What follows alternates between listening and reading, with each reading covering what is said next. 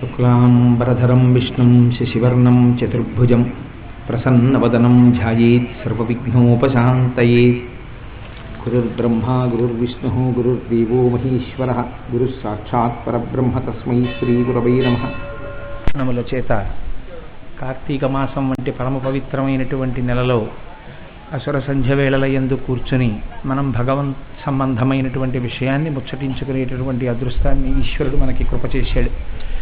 శ్రీకాళహస్తీశ్వర శతకం గురించి గత 3 రోజులుగా మీకు కొన్ని విషయాలను విజ్ఞాపన చేస్తూ వచ్చాను. ఇవాళ 4వ రోజు ప్రసంగంలోకి ప్రవేశిస్తున్నాం. అయితే నేను ఇవాళ ప్రసంగాన్ని ప్రారంభం చేసే ముందు మీతో ఒక విషయాన్ని ముచ్చటించవలసి ఉంది. మీరు ఒక విషయాన్ని గమనించే ప్రయత్నం చేయండి. ఎప్పుడైనా ఒక పుస్తకాన్ని చదివేటప్పుడు మీరు ఆ పుస్తకాన్ని అలా అలవోకగా చదివేశారనుకోండి, అందులో పెద్ద విశేషం మీకు కనపడచ్చు, నేను కాదన్న. కానీ ఆ శతకకర్త, గ్రంథకర్త అతను ఎలాగ పరిణామాన్ని పొందుతున్నాడు, క్రమక్రమంగా ఎలా ఎదుగుతూ వస్తున్నాడు అన్న విషయాన్ని మీరు అంతర్లీనంగా పరిశీలనం చేస్తూ చదువుతున్నారనుకోండి, అది ఖచ్చితంగా మీకు జీవితంలో ఉపయోగపడుతుంది. కాకుండా మీరు ఏ పద్యానికి ఆ పద్యం అనుకుంటూ చదువుకుంటూ వెడుతున్నారనుకోండి, దానివల్ల ప్రయోజనం ఉండదు అని నేను అనను. కానీ దానివలన మీకు ఒక మాల కట్టేటటువంటి అవకాశం మాత్రం లభించదు. నేను మీతో ఒక విషయం ప్రస్తావన చేస్తానని అన్నాను. మనుష్య జీవితం ప్రారంభమైనప్పుడు అవిద్య అజ్ఞానంతోనే ప్రారంభం. జన్మతః జ్ఞాని అయినటువంటి వారు ఎక్కడో ఉంటారు తప్ప అలాంటి వాళ్ళని అందరినీ కూడా మనం లెక్కలోకి తీసుకోవడం కూడా చాలా కష్టం. ఎందుకంటే కోట్ల మందిలో ఎవరో ఒక్కడు ఉంటాడు జన్మతః మహాజ్ఞాని. అటువంటి వాళ్ళు పుట్టుక దగ్గర నుంచి మౌనంలోనే ఉంటారు. శంకర భగవత్పాదాచార్య స్వామి వారి జీవితంలో అటువంటి శిష్యుడు ఒకడు ఆయనకి లభించాడు. కాబట్టి అన్ని వేళలా జన్మతః అటువంటి జ్ఞానాన్ని అందరూ పొందగలరా అంటే పొందలేరు. కానీ మీ ప్రయత్నం లేకుండానే మీరు పుట్టినప్పుడే మీతో పాటు వచ్చేసేటటువంటిది ఒకటి ఉంటుంది. దాన్ని అజ్ఞానము అంటారు. ఈ అజ్ఞానము దేని వలన కలుగుతుంది అంటే, శాస్త్రం అంటుంది కడుపులో ఉన్నప్పుడు జ్ఞానంతో ఉంటాం మనం. అమ్మ కడుపులో ఉన్నప్పుడు ప్రసవానికి ముందర గొప్ప జ్ఞానం కలుగుతుంది.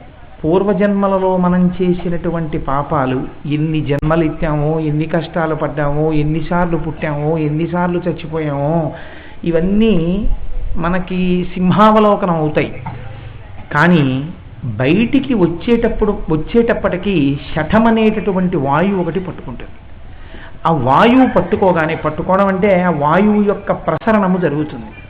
ఆ వాయు ప్రసరణం జరగగానే గత జన్మలలో మనం చేసినటువంటి విషయాలన్నీ మరుపులోకి వెళ్ళిపోతాయి, మరిచిపోగానే మీ ప్రయత్నం అక్కర్లేదు, మీరేం దాని గురించి చదువుకోక్కర్లేదు, మీ గురించి మీరు ప్రయత్నపూర్వకంగా అయ్యా నేను ఇది సంపాదించుకున్నానండి అని చెప్పక్కర్లా.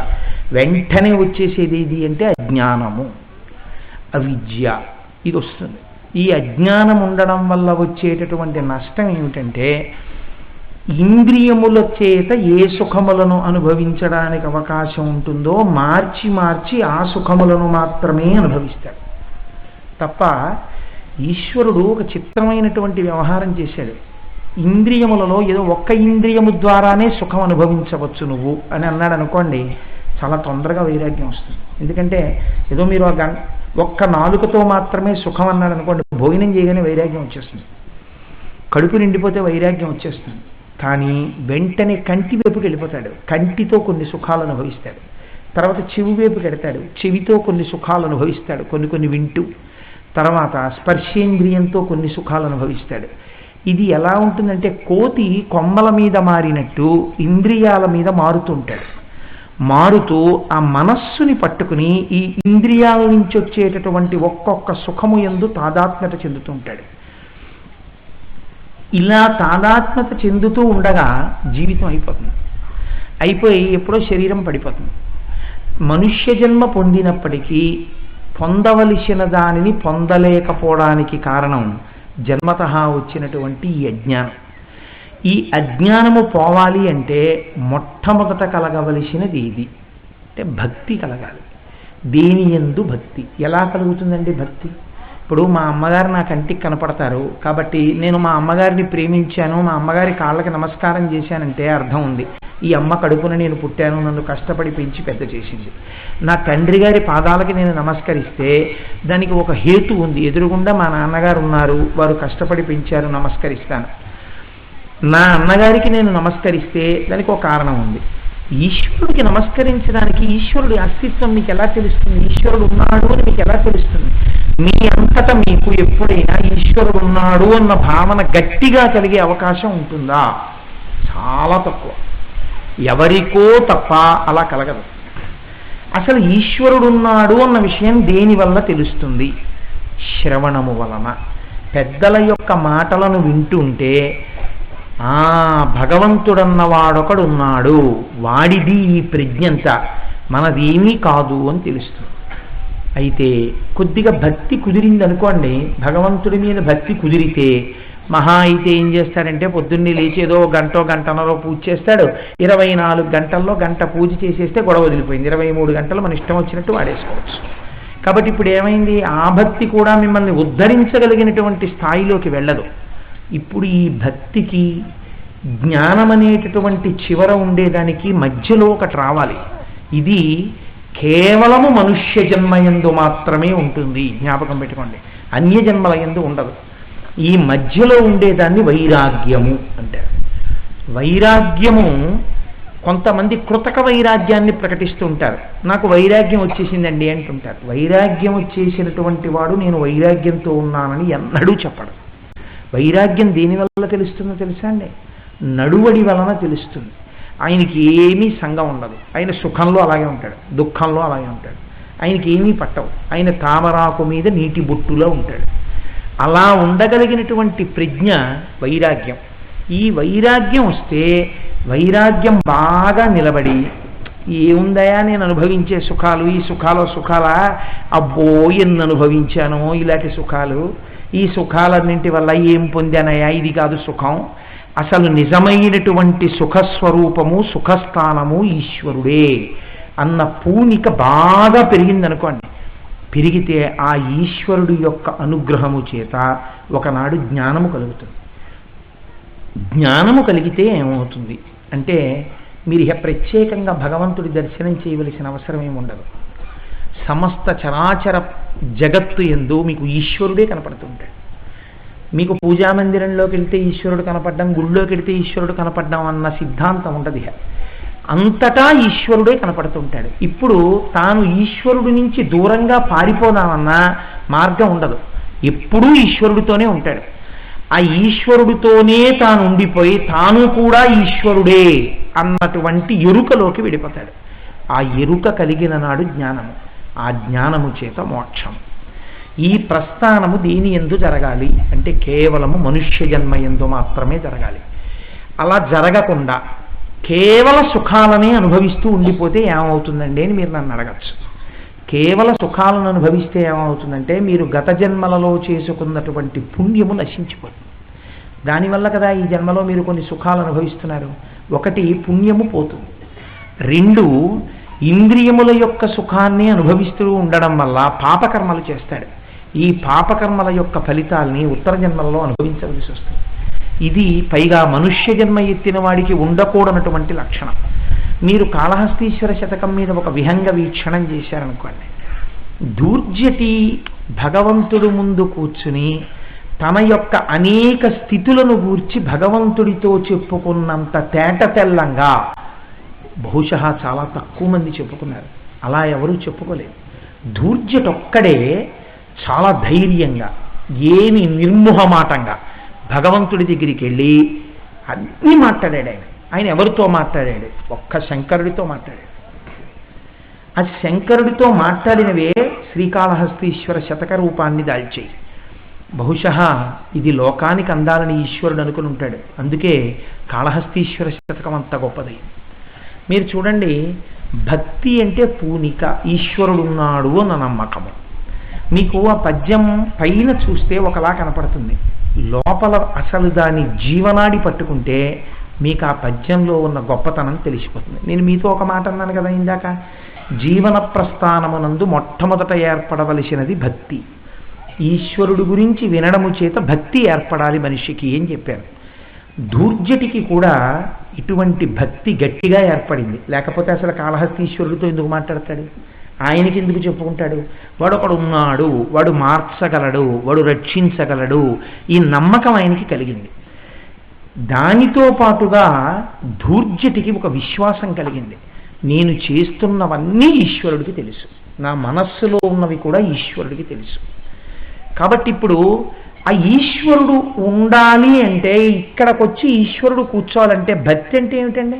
మీ అమ్మగారి మీద మీకు భక్తి ఉందనుకోండి, అమ్మ నా దగ్గర ఉండమ్మా, నా దగ్గర ఉండమ్మా, మా ఇంట్లో అన్నం తినమ్మా, నీ చేత్తో నాకు అన్నం తినాలనుందమ్మా, అమ్మ నీ చేత్తో చెగోడీలు తిని ఎన్నాళ్ళు అయిందోనమ్మా, కూర్చోమ్మా అని చెప్పి అమ్మ కాళ్ళు పట్టి, అమ్మతో మాట్లాడి, అమ్మ చేతులు పట్టుకుని, అమ్మ కాళ్ళు పట్టుకుని, పసిపిల్లాళ్ళు ఆడుకుని ఎందుకు చేస్తారు? అమ్మ మీద మీకు భక్తి. అలా అమ్మ మీ ఇంటికి ఎందుకు వచ్చింది అంటే, అమ్మ ఎప్పుడూ వస్తుంది, కానీ కొడుకు సుగుణాల రాశి అనుకోండి, ఆ అమ్మ ఆ కొడుకుని విడిచిపెట్టి అసలు వెళ్ళే సమస్య ఉండదు. నీ దగ్గరే నేను ప్రాణం వదిలేస్తాను రా అంటుంది ఆవిడ. అలా అమ్మకి మంచితనం వల్ల కొడుకు స్థానమైనట్టు, అంటే మంచివాడు కాకపోయినా స్థానం అవుతాడు, కానీ బాగా యోగ్యుడైన కొడుకు దగ్గర తల్లి ఉండడంలో ఉన్న తృప్తి వేరు కదా. అలా ధూర్జటి ఒక గొప్ప విషయాన్ని ప్రతిపాదన చేస్తాడు. మీతో నేను ఒక విషయం ప్రస్తావన చేశాను ఇత పూర్వ ప్రసంగంలో. ధూర్జటి శంకర భగవత్పాదాచార్య స్వామి వల్ల బాగా ప్రేరేపితుడైనట్లు కనపడుతుంది అని చెప్పాను.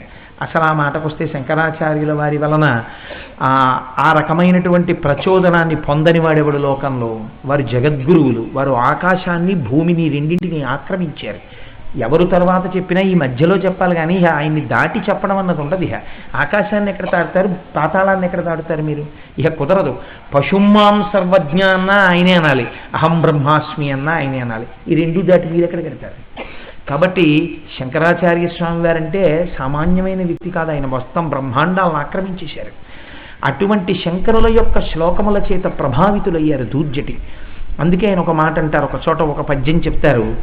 ఇది బహుశः శంకరుడి దగ్గరికి వెళ్ళి శివుణ్ణి చూస్తూ, కాళహస్తీశ్వరుడి వంక చూస్తూ ఇలా అడిగినటువంటి వాళ్ళు, ఇలా నిలదీసినటువంటి వాళ్ళు మీకు తక్కువగా కనపడతారు. ఆయన కాళహస్తీశ్వరుడి దగ్గరికి వెళ్ళి కూర్చుని, మనమైతే ఏం చేస్తామంటే రోజు అభిషేకమే చేస్తాం, రోజు పూజ చేస్తాం. అంతకన్నా మనం ఏం చేస్తామంటే, శివాలయానికి వెళ్ళి మీరు ఏం చేస్తారండి అని ఎవరినన్నా అడిగారు అనుకోండి, ప్రదక్షిణం చేస్తానండి. ఇంకేం చేస్తారు? నమస్కారం చేస్తానండి.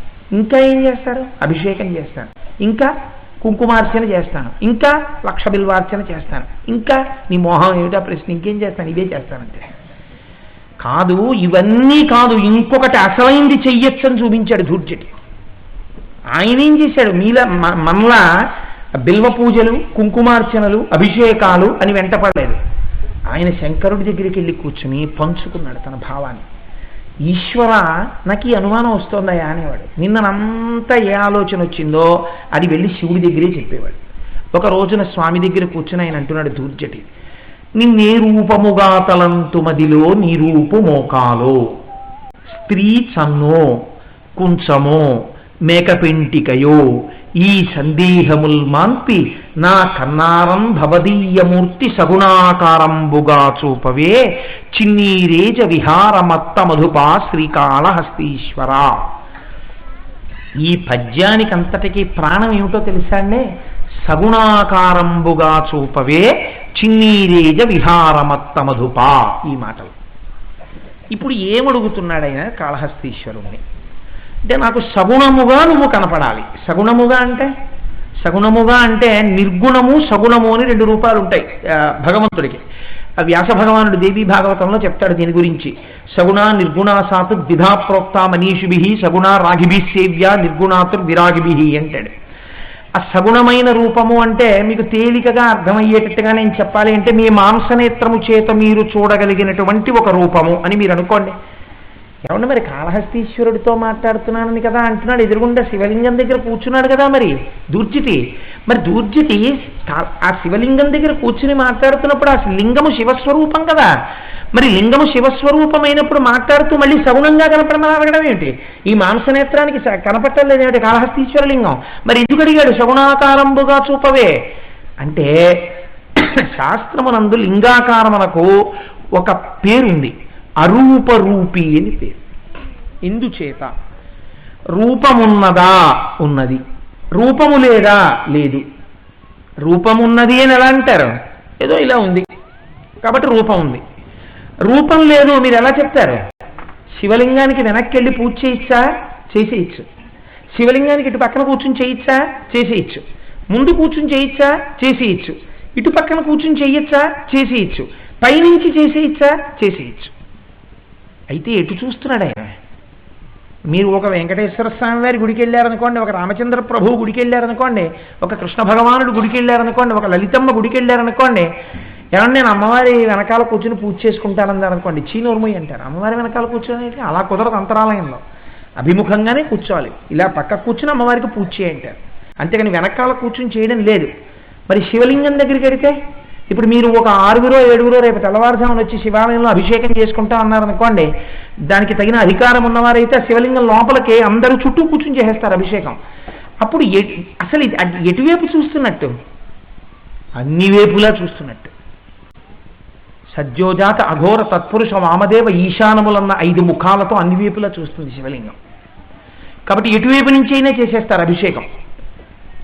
అది కరచరణాదులతో కూడిన మూర్తి అయితే, ఒక లలితమ్మ స్వరూపం లాంటి స్వరూపం అయితే, అమ్మవారు ఇలా చూస్తోందండి అంటాం. వెనక్కి చూస్తోందా? అలా ఏం కనపట్టలేదండి, వెనక్కి చూస్తున్నట్టు అంటాం. కాబట్టి ఇప్పుడు చెవులు, ముక్కు, కళ్ళు, నోరు ఏమైనా కనపడుతున్నాయా? లేవు. కాబట్టి రూపం ఉందా? లేదు. అసలు లేకుండా ఉందా? ఉంది. ఏదో ఇలా ఉంది. కాబట్టి అరూపము రూపము రెండు ఉన్నాయి. అరూప రూపి. ఇప్పుడు దుర్జటి అంటున్నాడు, నాకు ఇలా కన్నా నాకు కోరిక ఉంది. ఏమిటో తెలుసా? నువ్వు నాకు సగుణంగా కనపడాలి. అంటే ఏమిటి సగుణం? అంటే ఏమిటి? ఎలా కనపడమంటావు నన్ను? అంటే ఆయన అంటున్నాడు, సగుణాకారంబుగా చూపవే. కొంతమంది అంటుంటారు శంకరుడు అనేక రూపాలతో ఉంటాడు, ఒక రూపం అని చెప్పడానికి కుదరదు. మీరు ప్రార్థనా శ్లోకాలు చూస్తే ఆశ్చర్యంగా ఉంటాయి. ఒక చోట శాంతం పద్మాసనస్థం శిశిరమకుటం పంచవక్త్రం త్రినేత్రం అంటారు. 5 ముఖాలతో ఉన్నాడంటారు. ఒకసారి చూస్తే ధవలవపుషం ఇందోర్మండలే సన్నివిష్టం భుజగవలయహారం భస్మ దిగ్ధాంగమీశం అంటారు. ఒక్క ముఖంతో కూర్చున్నాడంటారు. ఒక చోట చూస్తే 3వ కన్ను కనబట్టలేదు, బొట్టుతో ఉన్నాడంటారు. ఒక చోట చూస్తే 3వ కంటితో ఉన్నాడంటారు. ఒక చోట చూస్తే సూర్యచంద్రులు ఇద్దరూ 2 పక్కలకి వచ్చి గొడుగులు పట్టారంటారు. ఒక చోట చూస్తే ఒంటి నిండా శమభస్మ రాసుకుని కూర్చున్నాడంటారు. ఇందులో ఏది సగుణం? ఏ రూపంతో కనపడాలి నీకు? నువ్వు ఎలా అయినా కనపడు, నీ ఇష్టం వచ్చినట్టు కనపడు.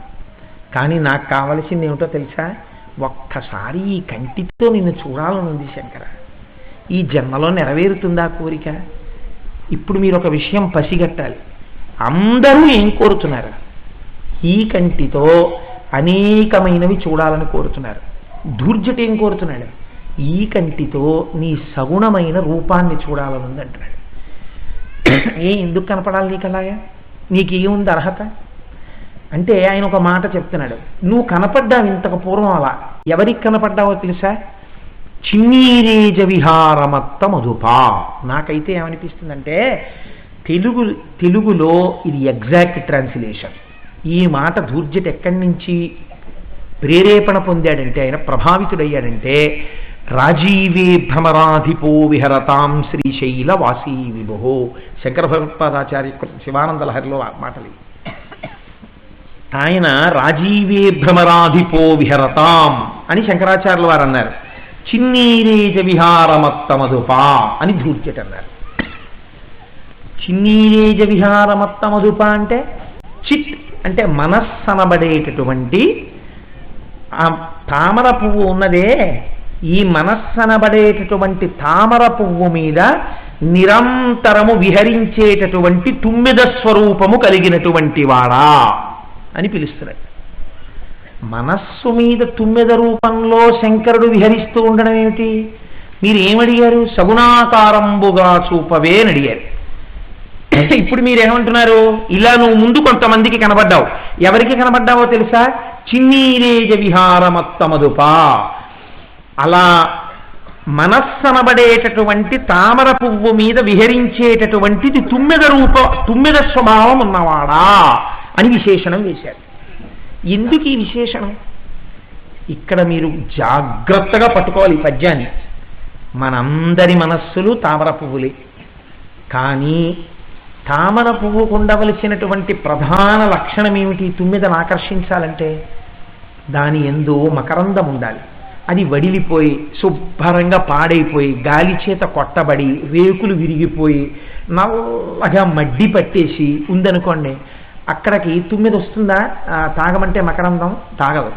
ఏముంటుంది అందులో? మకరందం వెళ్ళిపోతుంది పక్కకి. కాబట్టి ఒకటి, తామర పువ్వు నిండా మకరందం ఉండాలి. రెండు, తామర పువ్వు అరవిరిసి ఉండాలి, బాగా రేకులు విచ్చుకుని ఉండాలి. ఇలా ముడుచుకుని ఉందనుకోండి తుమ్మెద రాదు. ఎందుకనంటే దాని మీద వాలి మకరందాన్ని పొందలేదు, కాబట్టి విచ్చుకుని ఉండాలి.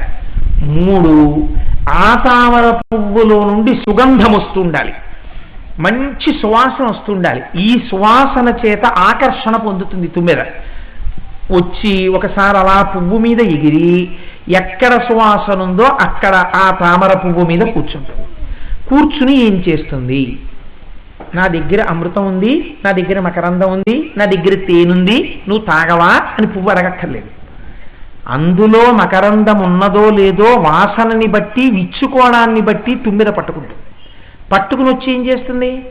గ్రహించి దాని మీద కూర్చుంటుంది. నాలో తేనె ఫలానా చోటు ఉంది అని తామర పువ్వు తుమ్మెదకి చెప్పాలా? చెప్పక్కర్లేదు. ఎక్కడ ఉన్నదో అక్కడ తన వాడి అయిన తొండాన్ని గుచ్చుతుంది. గుచ్చినప్పుడు తామర పువ్వుకి ఏమైనా బాధ కలుగుతుందా? ఏమీ బాధ కలగదు. అంత అందంగా గుచ్చి అందులో ఉన్న మకరందాన్నంతటినీ పానం చేసేస్తుంది. చేసేసి అందులో ఉన్న పుప్పిడి తన ఒంటి మీద జల్లుకుంటుంది. చల్లుకుని లేచి ఎగిరి వెళ్ళిపోతుంది. అలా ఎక్కడ మకరందం ఉన్నదో, ఎక్కడ సుగంధం ఉన్నదో అక్కడ మాత్రమే తుమ్మెద తిరుగుతుంది ఆ పద్మం మీద. చిన్నీరేజ విహారమత్త మధుపా, ఈశ్వరుడు ఇక్కడికి రావడానికి ఏది మార్గము? ఇక్కడ నువ్వు మార్గము చేసిన వాడవైతే ఈశ్వరుడే వెతుక్కుంటూ వస్తాడు. తామర పువ్వు తుమ్మెదని పిలిచిందా? తుమ్మెద తామర పువ్వుని వెతుక్కుందా? తామర పువ్వు ప్రమేయం లేదు కదండి. తామర పువ్వు పిలిచిందా తుమ్మెదని? తుమ్మెద నువ్వు రా అందా? అనలేదు. తామర పువ్వు ఎక్కడో చెరువులో విరిచింది, వెతుక్కుంటే ఎవరు వెళ్ళారు? తుమ్మెద వెళ్ళింది. నాలో మకరందం ఉందని తామర పువ్వు చెప్పిందా? తుమ్మెద వెతుక్కుంది. నా మీద కూర్చోని అడిగిందా?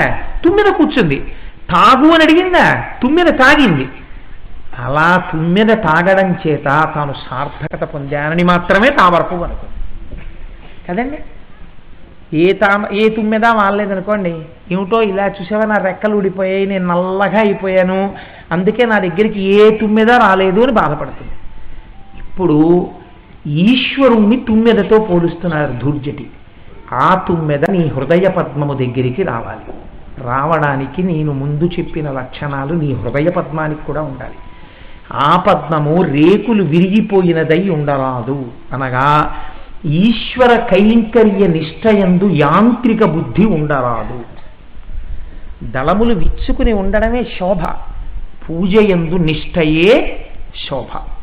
మీకు నోటికొచ్చు కదా అని మీరు గడ గడ గడ గడ గడ గడ చదివేస్తూ అర్థం పర్థం లేని పూజ మీరు చేశారనుకోండి, దాన్ని తీసుకోవడానికి ఈశ్వరుడు సిద్ధంగా ఉన్నాడని మీరు అనుకుంటున్నారా? ఇలాంటి పూజలు నేను చాలా చూశానంటే అలాంటి పూజ తీసుకోవడానికి ఆయన సిద్ధంగా లేడు.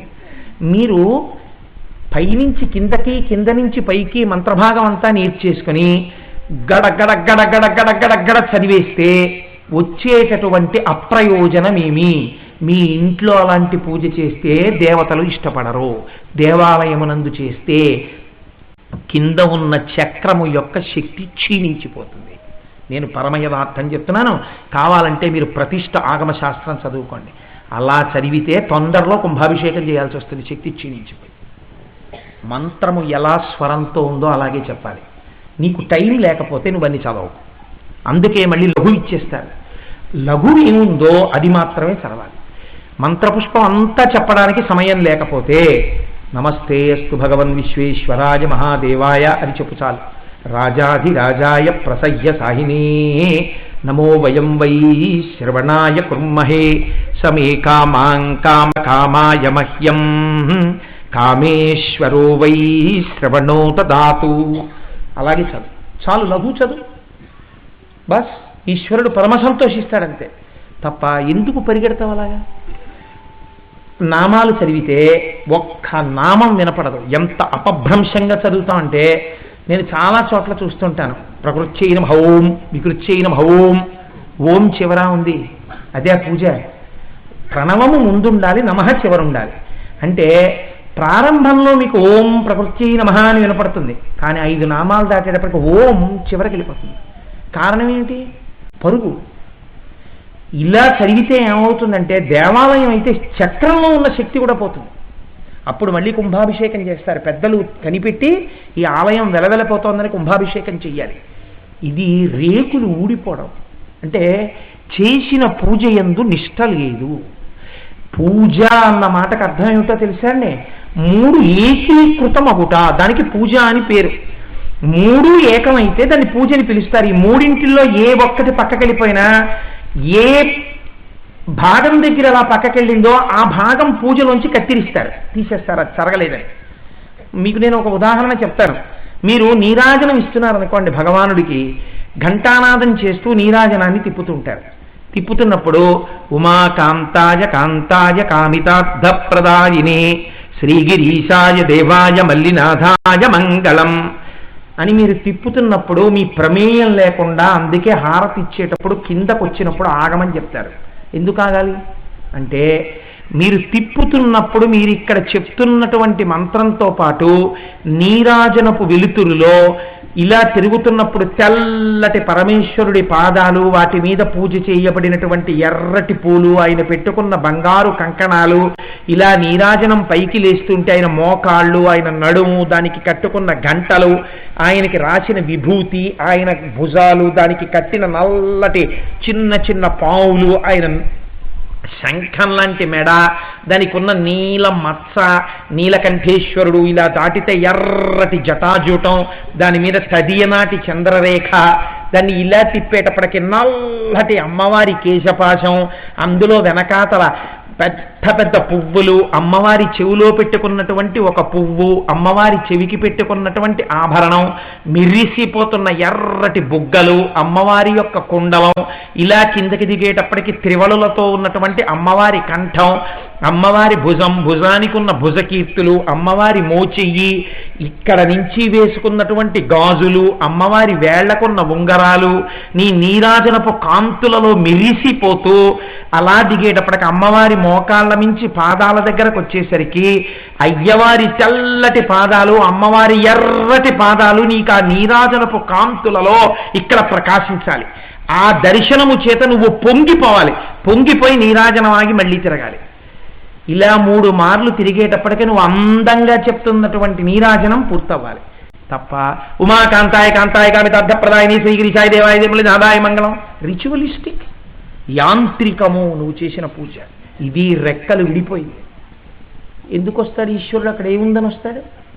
సుగంధం. అసలు ఆయన పేరే సుగంధం పుష్టివర్ధనం. ఆ తామరలోంచి సువాసనలు వెదజల్లుతుండాలి. ఏమా సువాసన? మీరు చేస్తున్న క్రతువు యందు భక్తి ఆవిష్కృతము కావాలి. అంతవరకు ఎందుకండి? హస్తౌ ప్రక్షాళయామి, పాదౌ ప్రక్షాళయామి అని నీళ్లు వదిలిపెడతాను నైవేద్యం పెడితే. హస్తౌ ప్రక్షాళయామి అన్నప్పుడు నిజంగా మీరు నీళ్లు పోస్తే ఆయన చేతులు ఆవిడ చేతులు తడిసిపోయిన చేతులు మళ్ళీ ఇలా పెట్టుకున్నారనుకోండి, ఆ పంచంతా తడిగా ముద్రలు పడిపోతుంది. అలా నువ్వు ఎన్ని మాటలు ఇచ్చావు అన్ని మాటలు వాళ్ళ పంచ చీర తడిసిపోయి ఉంటుందా? నిజంగా నువ్వు దర్శించడానికి ఆ ఒక్క ఘట్టం చాలదు. తడి చేతులు ఇలా చాపితే అమ్మ అలా పెట్టుకో, ఒక్కొక్కసారి తుడుస్తానని హస్తౌ ప్రక్షాళయామి ఉద్ధరిని అక్కడ పెట్టేసి పూజా మందిరంలో ఇలా ఉత్తరీయం తీసి తెల్లటి మెత్తటి అయ్యవారి చేతుల పైన మళ్ళీ ఇలా తిప్పమని ఆ తడి చేతులు, ఆ వేళ్ళు తుడిచి, అమ్మవారి యొక్క చేతులు ఎర్రటి చేతులు, ఆ గాజులు, ఆ ఉంగరాలు, అమ్మవారి చేతులు పట్టుకుని అమ్మ చేతులు మెత్తటి చేతులు తుడిచి, వెనకాల వేళ్ళు తుడిచి, ఆ మధ్యలోంచి వస్తున్న కాంతులు దర్శనం చేశాక ఏది తర్వాత మాట చెప్పు? అయిపోయిందంతే పూజ. కాసేపటికి కానీ మీరు బహిర్ముఖులు కాలేరు.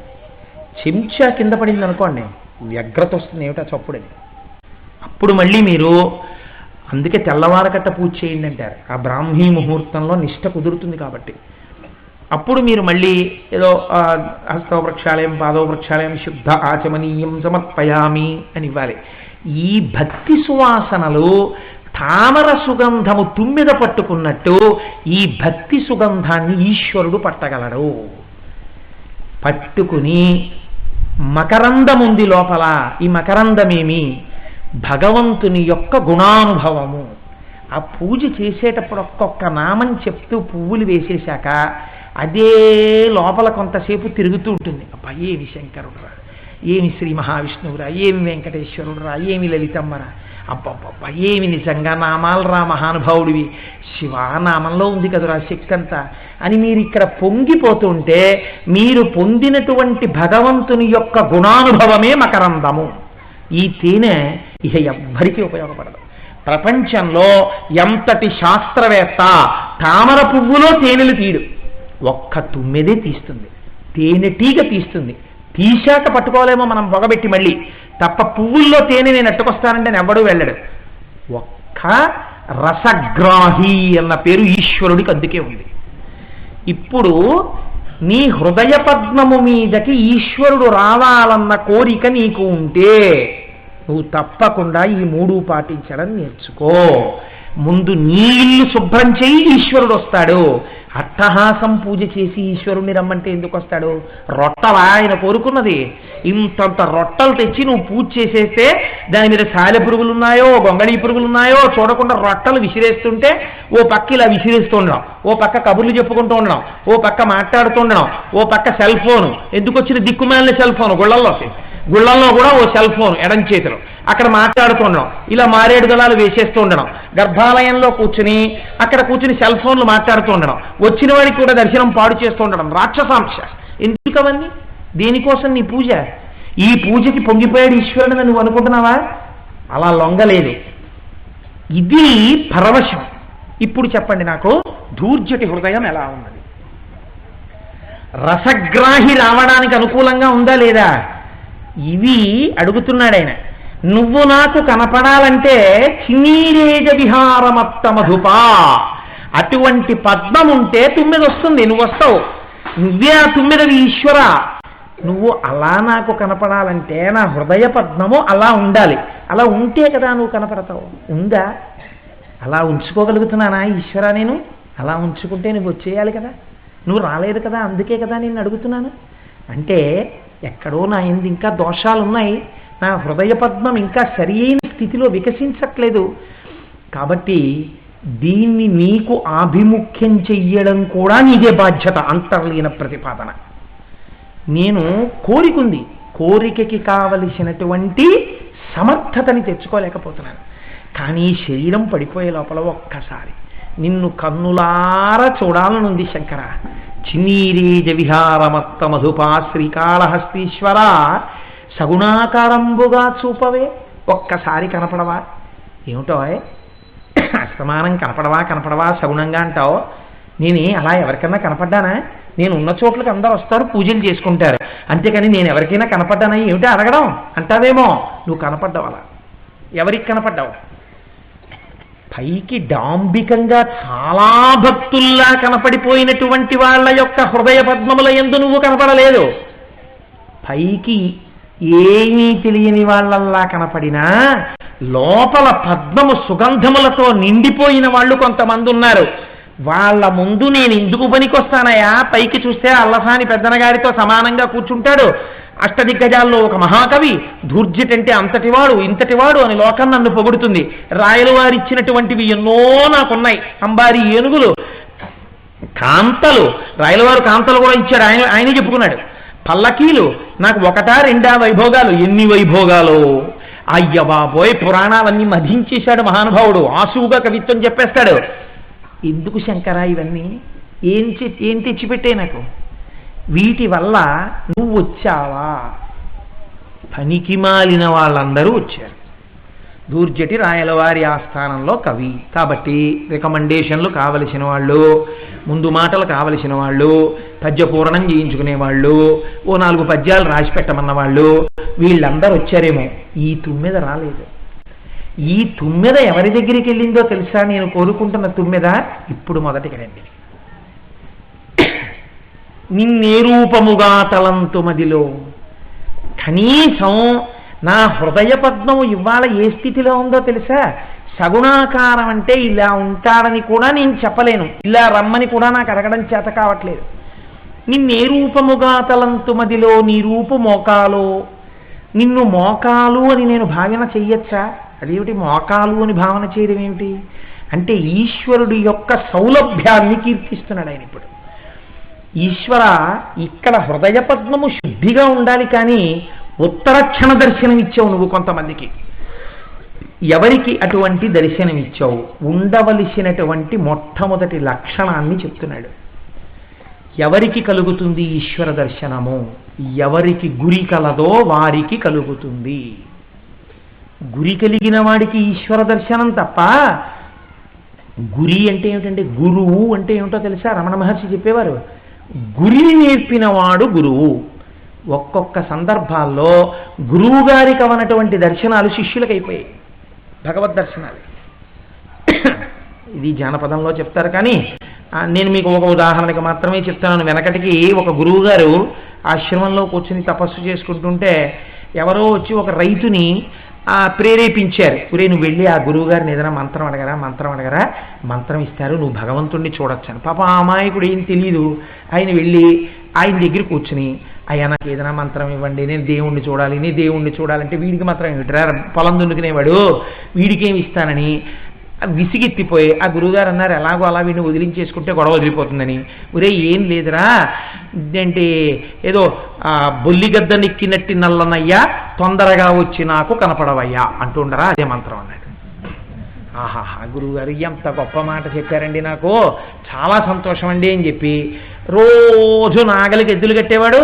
బొల్లిగద్ద నెక్కినట్టి నల్లనయ్యా, నువ్వు తొందరగా వచ్చి నాకు కనపడవయ్యా అంటూ పొలం దున్నుతుండేవాడు. అన్నం తింటుండేవాడు, ఇదే చెప్పేవాడు. పడుకుంటుండేవాడు, ఇదే చెప్పేవాడు. కొన్నాళ్ళు అయిపోయింది. నిజంగా బొల్లిగద్ద నెక్కినట్టి నల్లనయ్య అంటే గరుత్మంతుణ్ణి అధిరోహించినటువంటి శ్రీమన్నారాయణుడు. ఇతని మొర విని విని విని విని మా గురువుగారు చెప్పారు రాడా అని మొర పెట్టుకోగా కనపడతాడు మా స్వామి, గురువుగారు ఇచ్చారు నాకు మంత్రం వచ్చేస్తాడని నమ్మకంతో చేసేశాడు. అంతే. ఒక రోజున ఆతత పక్షమారుత రజకంపిత ఘూర్ణితాచలపాత మహర్ణవుండు అంటారు. అలా రెక్కలు విప్పుకునే అల్లల్లారుస్తూ గరుత్మంతుడు రెక్కలు విప్పి ఊగుతుంటే ప్రణవనాదాలు వినపడతాయి అందులోంచి వేదమంత్రాలు. అటువంటి సుస్వర వేదమంత్రాలు వినపడుతుండగా గరుత్మంతుడిని అధిరోహించి శ్రీమన్నారాయణుడు వచ్చి దర్శనమిచ్చాడు.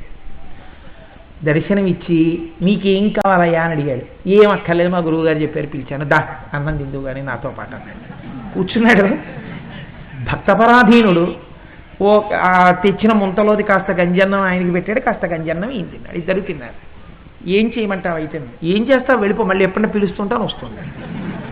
వెళ్ళిపోయాడు. గబగబా గురువుగారు వచ్చాడండి, ఇవాళ గంజి అన్నం ఇద్దరం చెరో సగం నోరుమోయి.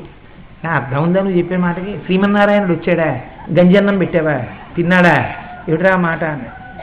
అయ్యో గురువుగారు మీరు నమ్మరా, మీరిచ్చిన మంత్రమేనండి, నేను మీకు మళ్ళీ చూపిస్తాను, రేపు మధ్యాహ్నం రండి అన్నది.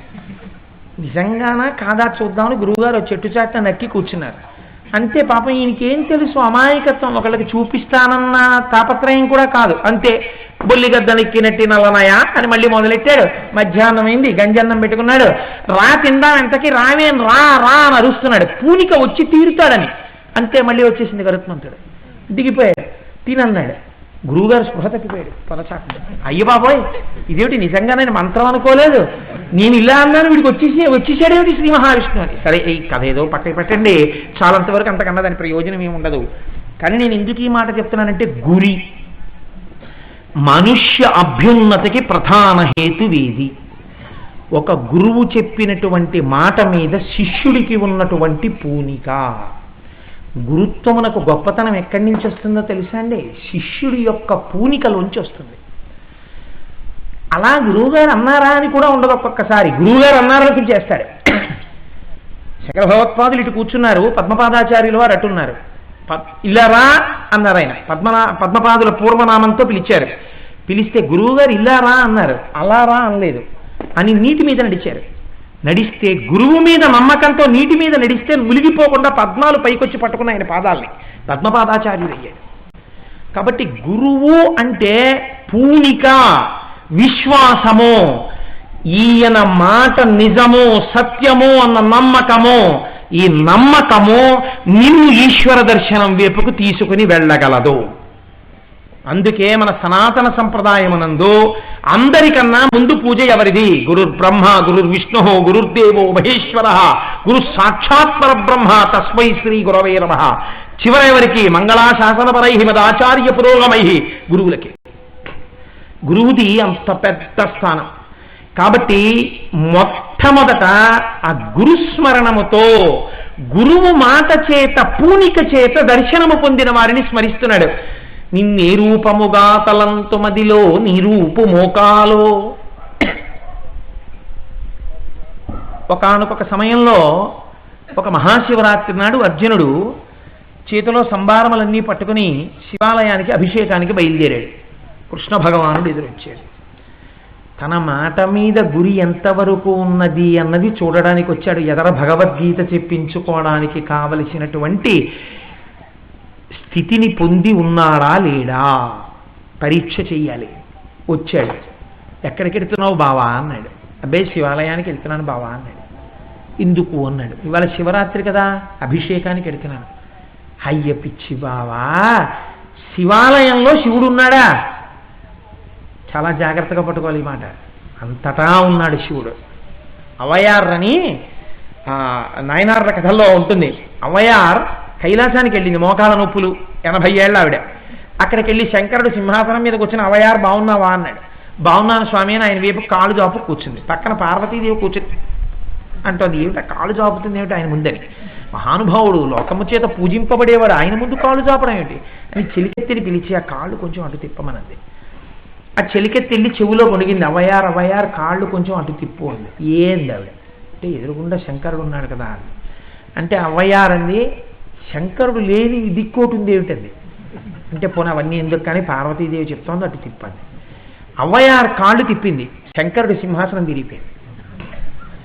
అటు తిరిగింది, సింహాసనం తిరిగిపోయింది. శంకరుడు అన్నాడు, అవ్వను అలా కూర్చొని నన్ను ఎందుకు ఇలా తిప్పేస్తావు పార్వతి అన్నాడు. అంటే పూనిక, ఆ నమ్మకం, ఆ విశ్వాసం. కాబట్టి ఏమైంది? రమణ మహర్షి ఇది చెప్తూ ఈ కథ చెప్పలేక వెక్కి వెక్కి ఏడ్చేశారండి. భగవంతుని యొక్క ఔదార్యం ఎలా ఉంటుందో కథ పూర్తి చేయలేక ఏడ్చేశారు ఆయన. అంతటి భక్తి తత్పరుడు మహానుభావుడు. జ్ఞానము భక్తి విడివిడి ఉండవు. కాబట్టి శంకరుడు గుళ్ళో ఉన్నాడా అన్నాడు. అంతటా ఉన్నాడని ఆయన ఉద్దేశం.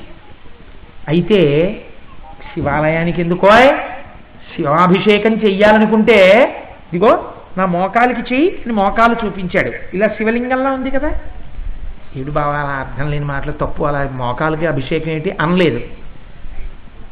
గురువు పట్ల, కృష్ణుడి పట్ల అర్జునుడికి ఉన్న పూనిక ఇది. అందుకే ప్రస్థానత్రయంలో ఒకటైనటువంటి భగవద్గీతని వినేటటువంటి అదృష్టం, జగద్గురువైన కృష్ణ భగవానుడి దగ్గర విన్న అదృష్టం సమస్త బ్రహ్మాండములలో అర్జునుడికి ఒక్కడికే పట్టింది. ఎందుకు పట్టింది?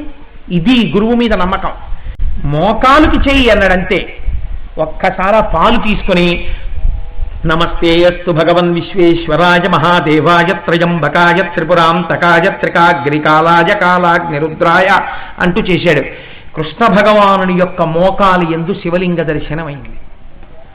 నిన్నే రూపముగా తలంతు మదిలో నీ రూపు మోకాలు స్త్రీ చన్ను. ఇది ఇంకా ఘోరాతి ఘోరమైనటువంటి విషయంలా మనకి బాహ్యమునందు కనపడుతుంది. కానీ మీరు ఆంతర పరిశీలనం చేస్తే ఎంత పవిత్రమైన విషయంలో చూడండి.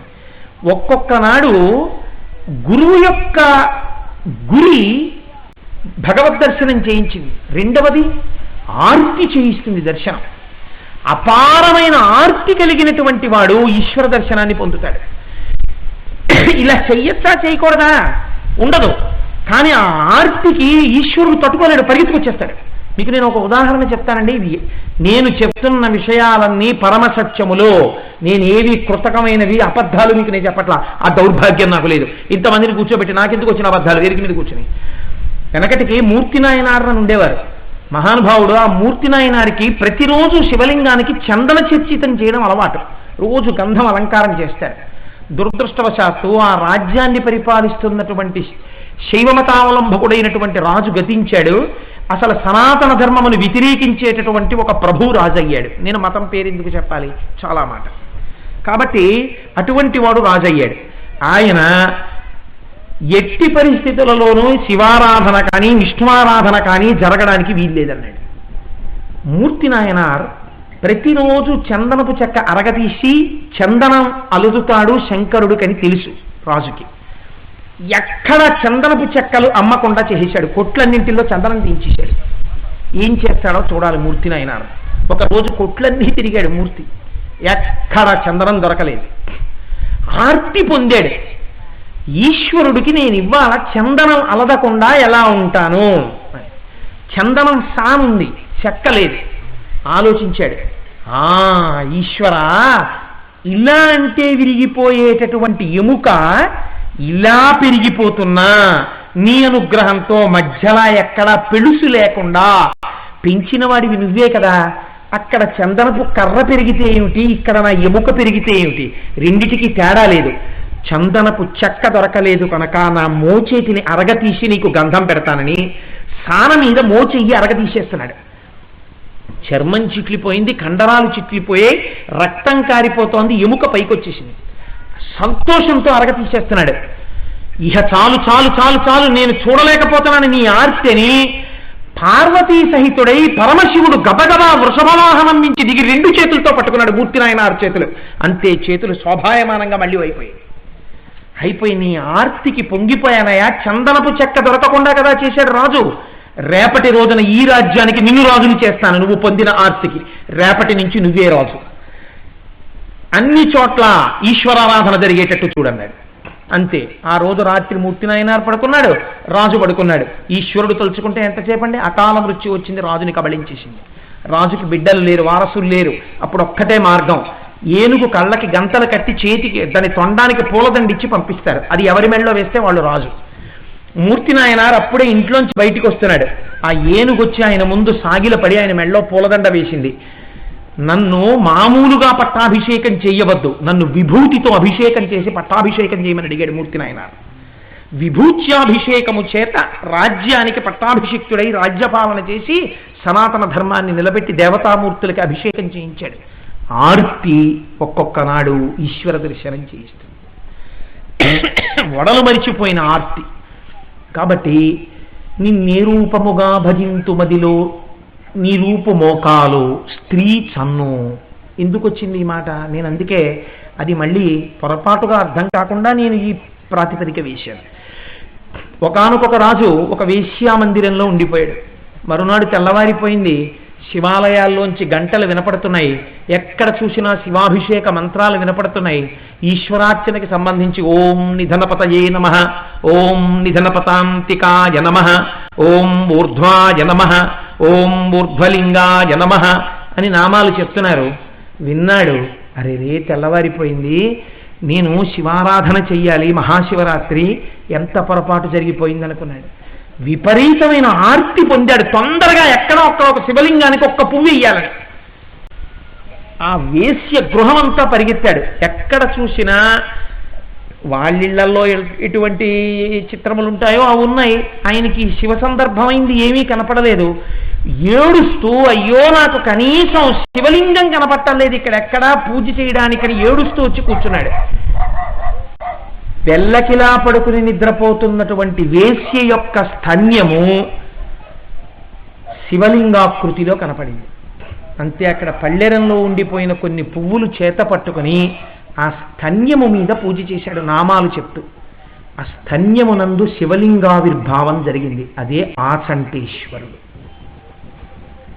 మనమండి ఎక్కడెక్కడికో పరిగెడతాం దర్శనాలకి. నేను మొన్న పశ్చిమ గోదావరి జిల్లాలో ఉపన్యాసాలు చెప్పడానికి వెళ్ళి నన్ను అక్కడ భీమవరం ఏదో కాలేజీ నేను మర్చిపోయాను కానీ ఆ కాలేజ్ గవర్నింగ్ బాడీ మెంబర్ ఒక ఆయన వచ్చి, కోటేశ్వరారు ఒక్కసారి మీరు ఆ గుడి చూస్తే ఉపన్యాసానికి వస్తారు, లేకపోతే నా ఖాళీ లేదంటారు మీరు, అందులో ఒక్కసారి రండి తీసుకెళ్తాను అని వెంటబడితే సరే అని వెళ్ళా. పాపం నిజంగా మహానుభావుడు ఎంత గొప్ప గుడో తెలుసా అండి, స్వయంభూ. ఆ గుడి తేతలి అని తణుకుకి అవుట్స్కట్స్లో ఉంది. రాజరాజ నరేంద్రుడు గుర్రం మీద వెళ్ళిపోతుంటే ఒక పెద్ద సర్పం అడ్డొచ్చి బుసలు కొట్టి వెనక్కి తరివేసింది. ఎందుకు ఇలా తరిమేసింది నన్ను అని ఆశ్చర్యపోయి రాజరాజ నరేంద్రుడు మరునాడు బయలుదేరాడు. ఆ పాము ముందు వెడుతూ ఒక ప్రదేశాన్ని చూపించింది. ఆ ప్రదేశానికి వెళ్ళి ఇక్కడ ఏముంది అని అక్కడ ఉన్న పత్రి అవి తీసి చూశారు. చూస్తే స్వయంభూ శివలింగం. ఎంత పెద్ద శివలింగమో! ఒకే మంటపం మీద 2 నందులు, సుబ్రహ్మణ్యుడు, అమ్మవారు.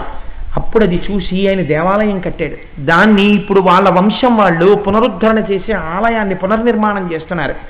స్వయంభూ శివలింగం ఏనాటి కాలంలో ఎంత శక్తివంతమైందో, ఎంత బాగుందో, ఎంత ప్రశాంతంగా ఉందో.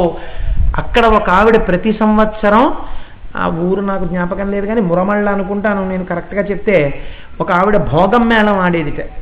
కానీ ఒక శివరాత్రి నాడు ఆవిడ నేను రాను అన్నారు. అంటే ఆ రోజు శివరాత్రి నాడు ఆవిడ్ని పడుకోనివ్వలేదు పాము. ఒక పెద్ద పాము బుసలు కొడుతూనే ఉంది ఇంటి చుట్టూ తిరుగుతూ. ఆవిడ భయపడి మర్నాడు పొద్దున్న వచ్చి శివాలయం ముందు భోగం మేళం చేసింది. చేసి నాకు పాము బుసలు వినపడ్డాయని ఆవిడ శేషుడి యొక్క వాహనాన్ని చేయించి బహూకరించింది. ఇప్పటికీ వాళ్ళు వచ్చి భోగం మేళం ఆడతారు మహాశివరాత్రి నాడు. అంత గొప్ప గొప్ప క్షేత్రాలు, పరమ సత్యమైన క్షేత్రములు మనకి ఉన్నాయి ఇప్పటికీ. భగవంతుని యందు మనం నమ్మడానికి సిద్ధంగా ఉండాలి తప్ప ఈశ్వరుడు యొక్క అస్తిత్వమునందు ఎప్పుడూ తేడా ఉందండి. కాబట్టి ఆసంతేశ్వరుడిగా శివలింగ దర్శనమైంది ఒక వేశ్య యొక్క స్తన్యమునందు. ఈశ్వర, ఇక్కడ ఆర్తి ఉంటే ఒకరికి అలా కనపడ్డావు, ఒకరికి గురువు యొక్క మాట మీద ఉన్న గురి చేత కనపడ్డావు. నీ రూపు మోకాలు, స్త్రీచన్ను, కుంచము, ఒక వైశ్యుడు. సాధారణంగా కొంచెం బోర్లించారు. ఎవరైనా వస్తే సరుకులు అమ్మేవాడు. అందరూ వెళ్ళిపోతే కుంచాన్ని బోర్లించి పరమశివుడికి ఒక చిత్రమైన పూజ. బియ్యాన్ని పసుపుతో కలపరు, కొద్దిగా నీళ్లలో కలిపేసి శ్వేతాక్షతలతోటే ఆయనకి పూజ. ఈ శ్వేతాక్షతలతో పూజ చేసి అసలు అవి నేర్చుకోవాలండి. ఎందుకు శ్వేతాక్షతలతో పూజ? మారేడు దళాన్ని ఎందుకు అంత గొప్పగా చెప్తారు? ఎందుకు త్రిదళం త్రిగుణాకారం త్రినేత్రం చతుర్యాయుధం, త్రిశూలం ఎందుకు పట్టుకుంటాడు? ఎందుకు ఎలాగో వచ్చేస్తాయిగా, జనవరిలో శివమహాపురాణంలో వద్దన్నా వచ్చేస్తాయి. కాబట్టి అవన్నీ ఆ తెల్లటి అక్షతల్ని పట్టుకుని ఆ కుంచం మీద వేస్తుండేవాడు. ఓం శివాయ నమః, ఓం శివాయ నమః, ఓం శివాయ నమః. పిచ్చాడు అనుకునేవాడు. ఏమిటో అస్తమానం ఆ కుంచం మీద వేస్తుంటాడు ఏమిటని. ఆ కుంచమునందే ఆయన భక్తికి మెచ్చి ఈశ్వరుడు కుంచ రూపంలో, శివలింగ రూపంలో ఆవిర్భవించాడు. కాబట్టి పరమభక్తి కలిగిన చోట నేను గుళ్ళో ఉన్నానా, నేను పూజ చేసుకోవడానికి సమయం ఉందా లేదా చూడకుండా తన స్వకర్మ ఏది ఉందో అది చేసుకుంటూ కూడా చిత్తాన్ని భగవంతుడి దగ్గర పెట్టినటువంటి వాడికి ఈశ్వర దర్శనమైంది. కాబట్టి ఈశ్వర, ఇప్పుడు ఈ 3 మార్గముల యందు నువ్వు దర్శనం ఇచ్చావు వాళ్ళకి. 4వది మేకపెంటియు. ఇది మరీ చిత్రం. ఒక గొల్లవాడు మేకలు కాస్తూ ఉండేవాడు. ఆయన ఒక రోజున శివాలయానికి వచ్చాడు. వస్తే ఆ నల్లటి శివలింగం పక్కన కూర్చొని అర్చక స్వామి తెల్లటి క్షీరధారలతో శివలింగాన్ని అభిషేకం చేస్తున్నాడు. దోమతెర కట్టినట్టు తెల్లటి పాల సారికలు శివలింగానికి పక్క నుంచి పడుతున్నాయి. చూశాడు, ఎంత బాగుందో, నాకు కూడా అభిషేకం చేసుకోవాలని ఉందన్నాడు. కానీ ఆయన్ని ఎలా పంపిస్తారు లోపలికి, ఏం తెలుసని. అందున ఒరే నాన్న, నీకు తెలియదురా, నువ్వు ప్రసాదం తీసుకో అన్నారు అర్చక స్వామి. అతనికి మనస్సులో ఎలా అయినా అభిషేకం చెయ్యాలని కోరిక ఉండిపోయింది. మరునాడు మేకలు కాస్తూ అలా తిరుగుతూ ఎలా అభిషేకం చేయడం అని ఆలోచిస్తున్నాడు. ఒక మేక పెంటికలు విడిచిపెట్టింది. అందులో ఒక పెంటిక దొల్లి పక్కకెళ్ళి శివలింగం నిలబడింది. ఆయనకు అందులో శివలింగ దర్శనం అయింది. అబ్బా, అచ్చు శివలింగమే అనుకున్నాడు. 4 మేకల పాలు పితికాడు. వచ్చి మంత్రం తెలియదు, ఓం శివ శివ శివ శివ శివ శివ శివ శివ అంటూ పాలు పోసేశాడు. కాటం అంటే మేకపింటిక శివలింగముగా మారిపోయి స్వయంభూగా ఆవిర్భవించాడు. కాటములోంచి వచ్చాడు కాబట్టి కాటేశ్వరుడయ్యాడు. మోటుగా అనిపించింది కాబట్టి కోటేశ్వరుడయ్యాడు. కాబట్టి నిన్నే రూపముగా తలంతు మదిలో నీ రూపు మోకాలో, స్త్రీచన్నో, కుంచమో, మేకపింటికయో, ఈ సందేహముల్ మాన్పి. ఇంకా ఎన్నాళ్ళు ఈ సందేహాలు? ఈ మార్గం ఇలా కనపడ్డాడన్నాక సందేహం అన్న మాట ఎందుకు వేయాలండి? దూర్జటి.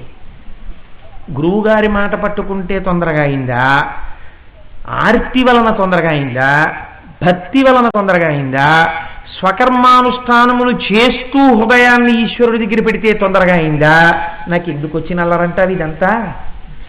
ఇది కాదు శంకర. ఈ సందేహముల్ మాన్పి నా కన్నారం భవదీయమూర్తి సగుణాకారంబుగా చూపవే. ఇది శివలింగ దర్శనానికి శివదర్శనానికి మార్గమని తెలిసి వారు చేశారా? అలా చెయ్యకుండా ఉండలేక వారు చేశారు. చెయ్యకుండా ఉండలేక చేసిన వారికి చూపించకుండా ఉండలేక నీ రూపాన్ని నువ్వు చూపించావు. ఇప్పుడు నేను అది అడుగుతున్నాను, నిన్ను చూడకుండా ఉండలేను, ఒక్కసారి నాకు నువ్వు వచ్చి సగుణంగా కనపడని అడుగుతున్నాను. అప్పుడు నువ్వు ఎందుకు కనపడవు? ఇప్పుడు నేను ఈ మార్గాలు పక్కన పెట్టి శరణాగతి చేస్తున్నాను. సగుణాకారంబుగా చూపవే చిన్నీరేజ విహారమత్త మధుపా శ్రీకాళహస్తీశ్వర. స్వచ్ఛమైనటువంటి హృదయ పద్మముల మీద ఎగిరేటటువంటి తుమ్మిద స్వరూపమైనటువంటి వాడా, నా హృదయ పద్మమునకు ఆ స్వచ్ఛతని, భక్తిని, శరణాగతి తత్వాన్ని నువ్వే అలవాటు చేసి నువ్వే వచ్చి నాకు దర్శనమిచ్చి నన్ను కృతార్థుణ్ణి చేయవయ్యా తండ్రి అని ఆర్తితో ప్రారంభం చేశాడు. ఇప్పుడు మీరు ఆలోచించండి, ఒక స్థాయి యందు అపారమైనటువంటి భక్తి ధూర్జటి యందు కలిగినదా లేదా? ఈ భక్తికి ఉండేటటువంటి గుణం ఏమిటో తెలుసా అండి? ఒక గమ్మత్తు ఉంటుంది. ఈ భక్తి తెంపరితనానికి వెళ్ళిపోతుంది. తెంపరితనం అంటే ఎటువంటి దుడుకుతనం వైపుకు వెళ్ళిపోతుందంటే, ఒక్కొక్కసారి చాలా కాలం ఇక భగవద్ దర్శనం అవ్వలేదనుకోండి, దిప్పి పొడుస్తారు ఈశ్వరుడు. ఆ స్వాతంత్రం ఉంటుందండి భక్తుల దగ్గర, చాలా గమ్మత్తుగా ఉంటుంది. మీరు ఏ భక్తుడి చరిత్ర తీసుకోండి, ఇటువంటి స్వాతంత్రాలు మీకు కనపడతాయి. ఒక ఆయన వీపు మీద కొట్టాడు, వెంకటేశ్వర స్వామి ఒక ఆయన గడ్డం మీద కొట్టాడు, ఇంకొక ఆయనేమో భగవంతుణ్ణి తీసుకొచ్చి కట్టేశాడు, ఇంకొక ఆవిడేమో నేను తాళం వేస్తాను నువ్వు నాట్యం చెయ్యండి. చండికాదేవి ఆవిడ తాళం వేస్తుంటే శంకరుడు నాట్యం చేస్తుంటాడు. యశోద కృష్ణుడిని కట్టేసి నిన్ను కొట్టేస్తానండి. భక్తుల యొక్క చిత్రాలు చాలా గమ్మత్తుగా ఉంటాయి. రామదాసు గారు అయితే ఎవడబ్బా సొమ్ము అని కులుకుతూ తిరిగేవు రామచంద్ర అన్నాడు. ఆ భక్తి యందు ఆ నిలదీసే లక్షణం ఉంటుంది. ఒకసారి అవునులే చిన్నీరేజ విహారమత్త మధుప, నేను ఇంత ఆర్తితో ఉన్నాను అంటే ఎందుకు వస్తావు? ఇలా రావు. ఎక్కడెక్కడికెడుతుంటావు తెలుసా? నీకున్మాంసము వాంఛయేమి కరువా, నీ చేత లేడుండగా జోకైనచ్చి కుఠారముండ అనలజ్యోతుండ నీరుండగా పాకం బొప్ప ఘటించి చేతి పునుకన్ భక్షింపక ఆ బోయచే చేకొంటెంగిలి మాంసమిట్లు తగునా శ్రీకాళహస్తీశ్వర. ఓ రోజు వచ్చి నిలదీశారు, చికాకొచ్చి, ఏంటి ఎన్ని మాటలు చిన్నీరేజ విహారమత్తవదుపా అన్నా కనపడ్డావు. ఇయో కన్నప్పకి కొండిచ్చట, ఎందుకు ఎంగిలి మాంసం పెట్టాట, బాగా రుచిగా ఉంది, అందుకని ఆయన కనపడ్డాడు, మాంసం తిన్నాడు, కలుపుకున్నాడు, ఇవన్నీ చేశాడు చక్కగా. ఓహో అలాంటి వాళ్ళకి కనపడతారేమో మీరు. ఇప్పుడు చూడండి ఎంత కోపం వచ్చిందో చూడండి. కోపం వచ్చి కానీ నిందాస్తుతి, భక్తి పోదు, భక్తి అలాగే ఉంటుంది. ఎంత గమ్మత్తుగా అడిగాడో చూడండి. ఏ నీకు మాంసము వాంఛయేమి కరువా, ఏ ఆనాడ మాంసం ఎందుకు తినేసావు? ఎంగిలి మాంసం ఆ ఉమ్ముతో తీసుకొచ్చి అక్కడ పెడితే మనం పిల్లల్ని అడుగుతారా నీకు కరువా అంటే అలా అడిగాడండి. ఎంత స్వాభావికమైన మాటలు పడ్డాయో చూడండి. ఇది ఆర్తి. శివుణ్ణి నిలదీస్తున్నాడు. అభిషేకాలు కుంకుమార్చనలు చేయట్లే, ఒక్కొక్క రోజు ఒక్కొక్కలా మాట్లాడుతున్నాడు అంతే. శివుడి దగ్గరికి వెళ్ళి నీకు మాంసము వాంఛయేమి కరువా, నీ చేత లేడు ఉండగా. ఏమిటా ఈ చేతిలో నీకు లేడుంది, ఈ చేతిలోనేమో గండ్రగొడ్డలుంది, ఇక్కడేమో అగ్నిహోత్రం ఉంది మూడో కన్ను, ఇక్కడేమో గంగమ్మ ఉంది, ఈ చేతిలోనేమో బ్రహ్మకపాలం ఉంది. అంత మాంసం తినాలంటే ఈ గొడ్డలు పెట్టి ఈ జింకను దెబ్బ కొట్టి ఇలా ఓ మాంసం ముక్క పీక్కుని బ్రహ్మకపాలంలో వాడేసుకుని పైనున్న గంగమ్మని కాసి నీళ్లు పడేసుకుని మూడో కంటి మీద ఉడకేసుకుని నోట్లో పడేసుకోవచ్చు.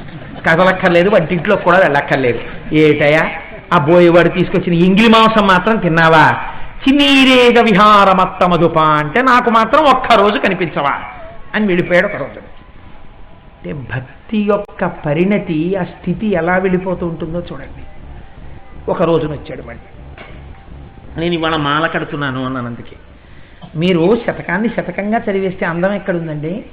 మీరు శతకాన్ని బాగా లోపల అనుభవిస్తే దూర్జటి ఒక్కొక్క రోజు పొందిన అనుభవాల్ని మీరు ధ్యానమునందు దర్శనం చేసి వీటినన్నింటినీ ఏరుకుని ఒక మాల కట్టుకున్నారనుకోండి, మీకు ఆ మాల ఇలా చేత్తో పట్టుకున్నప్పుడు ఆ పద్యాల మాల, దూర్జటి అనుభవాల మాల, ఈశ్వర అనుగ్రహ మాల పట్టుకున్న నాడు మీకు ఎంత సంతోషంగా ఉంటుందో మనస్సులో. ఒకరోజు వెళ్ళి అన్నాడు శివుడితోటి, రాజుల్ మత్తులు వారి సేవ నరకప్రాయంబు, వారిచ్చు అంబోజాక్షి చతురంతయాన తొరగి భూషాదులు ఆత్మవ్యధా బీజంబులు. పరితృప్తిని పొందితిన్, నీ సేవయే చాలు ఈశ్వర. జ్ఞానలక్ష్మీ జాగ్రత్ పరిణామమిమ్ముదయతో శ్రీకాళహస్తీశ్వర. ఈ పద్యం చెప్పడానికి ఎంత సాహసం ఉండాలండి ధూర్జటికి. ప్రారంభవాక్యమే ఏమిటి ఆ పద్యంలో? మొదటి పాదం రాజుల్ మత్తులు. రాజులు అహంకారులు కాళహస్తీశ్వర. ఈ పద్యాలు రాయలవారు వింటాడు. ఎందుకని? ఏమైనా రాశారా పద్యం అని అడుగుతాడు. భువన విజయాన్ని కొలువు తీర్చినప్పుడు రాశానండి అంటాడు. ఏది ఏం రాశారంటాడు? రాజుల్ మత్తులు వారి సేవ నరకప్రాయం. ఆహా, వీరిని తీసుకెళ్ళి సరసాల్లో పెట్టండి అనాలి కదా. మా దగ్గర ఎందుకంటే మీకు ఆ సేవ నరకం కదా, మీకు స్వర్గం చూపిస్తామనాలి. అలా అనలేదు రాయలు. సాహితీ సమరాంగణ సార్వభౌముడు, లలిత కళాప్రియుడు, కవి పండిత పోషకుడు, విద్వత్ కవి, మహానుభావుడు. ఆయనే ఆముక్తమాల్యద కర్త. విశాల హృదయం ఉన్నవాడు, ధూర్జటి భక్తిని అర్థం చేసుకున్నవాడు. అంతేకాని ధూర్జటి పలుకులకి ఎందుకు వచ్చింది తీపితనం అంటే వేశ్యల అధరామృతం వల్ల వచ్చిందన్న లేకి మాటలు మాట్లాడిన వాడు కాదు రాయలు. రాయలు అర్థమైన వాడు ధూర్జటి హృదయాన్ని. అందుకని ధూర్జటి విషయంలో ఈ పద్యం చెప్పినా చాలా సంతోషించాడు. ఏ స్థాయికి వెళ్ళావు నువ్వు అనుకున్నాడు. భక్తి యందు ధైర్యం ఉండాలి. ఈశ్వర దర్శనాభిలాషి అయినటువంటి వ్యక్తికి ఇతరమైనటువంటి విషయముల యందు వైరాగ్యం ఏర్పడాలి. వాటి యందు తనకి ఆశ లేకపోతే దేనికి భయపడతాడు? భయం ఉండదు. తను ఈశ్వరుణ్ణి నమ్మాడు, ఈశ్వరుడు కావాలి తనకి. అందుకే వాల్మీకి రామాయణంలో సుందరకాండలో మాట అంటారు, సవేష్మజాలం బలవాన్ దదర్శ వ్యాసక్త వైఢూర్య సువర్ణజాలం యథా మహత్స్రా వృషిమేఘజాలం విద్యుచ్చినద్ధం సవిహంగజాలం అంటారు. హనుమ రావణాంతపురాన్ని వెతికేటప్పుడు మంచి బలంతో చూశారన్నీ అంటారు. చూడ్డానికి బలం ఎందుకండి? అంత మంచివన్నీ చూడ్డానికి అంటే ఆత్మవస్తువు కానటువంటి వస్తువు మిమ్మల్ని ఆకర్షించకుండా నిగ్రహించుకోగలగాలి, అది బలం. ఇది లోపలి బలం గురించి మాట్లాడుతున్నారు వాల్మీకి మహర్షి. సీతమ్మని చూడ్డానికి ఉన్నారు తప్ప అన్య వస్తువులు సీతమ్మ కావని వదిలేస్తారు. నయ్యితే నయ్యితే నయ్యితే నయ్యితే అంటారు. ఆత్మదర్శనం దగ్గర మాత్రమే ఆగుతాడు ఆయన. మహాయోగి పొంగవుడై ఉన్నారు హనుమ. అలా ఇవాళ పరమ వైరాగ్యంతో ఉన్నాడు. వైరాగ్యం అంటే ఏమిటో తెలుసా అండి? ఆ క్షణానికి వచ్చి ఆ పూటకొచ్చేది వైరాగ్యం కాదు. ఇది వైరాగ్యం అంటే. ఎలా మాట్లాడుతున్నాడో చూడండి. రాజుల్ మత్తులు, రాజులు అహంకారులు. ఎందుకు అన్నాడు ఈ మాట? వారు సింహాసనం మీద కూర్చుంటారు. కూర్చుని మేము ప్రభువులం అనిపించుకుంటారు. వాళ్ళు స్తోత్రం చేయించుకుంటారు. ఇవన్నీ ఎందుకు ఆయనకి బాధ? నా ఇంటి సింహాసనంలో కూర్చోవలసిన వాడివి నువ్వు, నా హృదయ సింహాసనమునందు కూర్చోవలసిన వాడివి నువ్వు, స్తోత్రములు అందుకోవలసిన వాడివి నువ్వు, ఛత్రం పట్టించుకోవలసినటువంటి వాడివి నువ్వు. కానీ అవన్నీ వాళ్ళు పట్టించుకుంటున్నారు. నీకు జరగవలసినవి వాళ్ళు జరిపించుకుంటున్నారు. అధికార మదోన్మత్తులు, ఎంత అహంకారులు. ఇదేమిటని ఎవరైనా అడిగితే శిరచ్ఛేదం చేయడానికి వెనకాడరు. అంతటి అహంకారం రంగరించుకుపోయిన వారు రాజులు. రాజుల్ మత్తులు. ఎంత అహంకారం లేకపోతే ధూర్జటిని ఆయన ఏమనలేదు. ఎందుకనాలండి ఈ మాట? ధూర్జటి బాధంతా ఏమిటంటే, ఎందుక వైభోగాలన్నీ మనుష్య శరీరానికి? ఈశ్వరుడికి జరగవలసిన సత్కారాలు మీరు చేయించుకుంటారా? ఎందుకంటే రాజుల్ మత్తులు వారి సేవ నరకప్రాయము. సింహాసనం మీద కూర్చోవడానికి నువ్వు తగినవాడివి, నీకు భృత్యుడు అనిపించుకుంటాను, నీకు సేవకుడు అనిపించుకుంటాను. సింహాసనం మీద వారు కూర్చుని వారికి నమస్కరించి, వారికి స్తోత్రాలు చేసి, వారికి పద్యాలు చదివి, వారికి వినిపించి, వారు సంతోషిస్తే వారి దగ్గర తాంబూలాలు ఉచ్చుకుని నాకు అక్కర్లేదు. ఈశ్వర, నీ చేత పెట్టినటువంటి ఒక పట్టెడు అన్నం నాకు చాలు, నాకు అక్కర్లేదు ఇవన్నీ అంటే. ఇప్పుడు ఎటువైపుకి వెళ్ళిపోతున్నారు ధూర్జటి? పూర్ణ వైరాగ్యం వైపు వెళుతున్నాడు ఆయన. కాబట్టి ఇంత ధైర్యంతో మాట్లాడుతున్నాడు. మీకు నేను అందుకే చెప్పా, భక్తి పరిఢవిల్లి వైరాగ్యం వైపుకి వెళ్ళాలి. రాజుల్ మత్తులు వారి సేవ నరకప్రాయము. ఏమిస్తారు రాజులు? ఇప్పుడు అంటున్నాడు, ఇన్నాళ్ళు వేటి వెంట తిరిగాడో, ఏవి కావాలని తిరిగాడో దాన్ని ముందు తీసుకొచ్చి నాకు అక్కర్లేదన్నాడు. వారిచ్చు అంబోజాక్షి, వారి ఇచ్చినవి చాలక రాత్రుళ్ళు తిరిగినవాడు ధూర్జటి. అటువంటి ధూర్జటి ఇవ్వాలంటున్నాడు. తామర పువ్వుల వంటి కన్నులున్న స్త్రీలను ఇస్తారు వాళ్ళు, నాకు అక్కర్లేదు ఈశ్వరావి. వారిచ్చు అంబోజాక్షి చతురంతయాన, పల్లకీలు ఎక్కి తిప్పుతారు ఈ శరీరాన్ని. వాళ్ళు పల్లకీ సేవ చేయిస్తారు నాకు. అమ్మమ్మ ధూర్జటి చాలా గొప్పవాడు, పల్లకీలో తీసుకెళ్ళండి అంటారు. నాకు అక్కర్లేదయా, సేవ. చతురంతయాన తురగి, కొన్ని గుర్రాలు ఇస్తారు, మీరు మామూలుగా నడిచి రాకండి, చక్కగా మీరు గుర్రం మీద రండి అని ఏదో కారు ఇచ్చినట్టు ఓ గుర్రం. ఎందుకవి? నాకు అక్కర్లేదు ఈశ్వర, నువ్వు ఇచ్చిన కాళ్ళు నాకున్నాయి చాలు. కాబట్టి చతురంతయాన భూషాదులు, నాకు ఇంకేమి ఇస్తారు? ఆభరణాలు ఇస్తారు, ఏదో మెళ్ళో గోలు చేసుకోమంటారు, ఏవో కొన్ని కంకణాలు ఇస్తారు, ఈ ఆభరణాలన్నీ ఇస్తుంటారు. నాకు అక్కర్లేదు అవన్నీ. నాకు ఆభరణాలు ఏమిటో తెలుసా? నీ విభూతి నా ఆభరణం. నాకు ఏది వాహనమో తెలుసా? నువ్వు నాకు ఇచ్చినటువంటి కాళ్లే నా శక్తి, నాకు చాలు, ఈశ్వరానుగ్రహంతో వచ్చినవి. నువ్వు నాకు ఒక ధర్మపత్నిని ఇచ్చావు చాలు, నాకు ఆవిడితో కలిగినటువంటి సుఖం. ఇప్పుడు అంటున్నాడు పరితృప్తిని పొందితిన్. పరి విశేషణం వేశాడు. అబ్బా, విశేషమైన తృప్తి పొందేశానులే ఈశ్వరు. ఇంకేం అనుభవిస్తాం అందులో? ఈ మాట అన్న మొనగాన్ని ఒకండి చూపించండి నాకు. ఇంకా 80 ఏళ్ళు వచ్చినా 90 ఏళ్ళు వచ్చినా చెగోడీలు తినలేకపోతున్నానని ఏడ్చిన వాడే కానీ అయ్యో శివాష్టోత్తరం ఖచ్చితంగా ఉచ్చరించలేకపోతున్నానని ఏడ్చిన వాడేవాడు.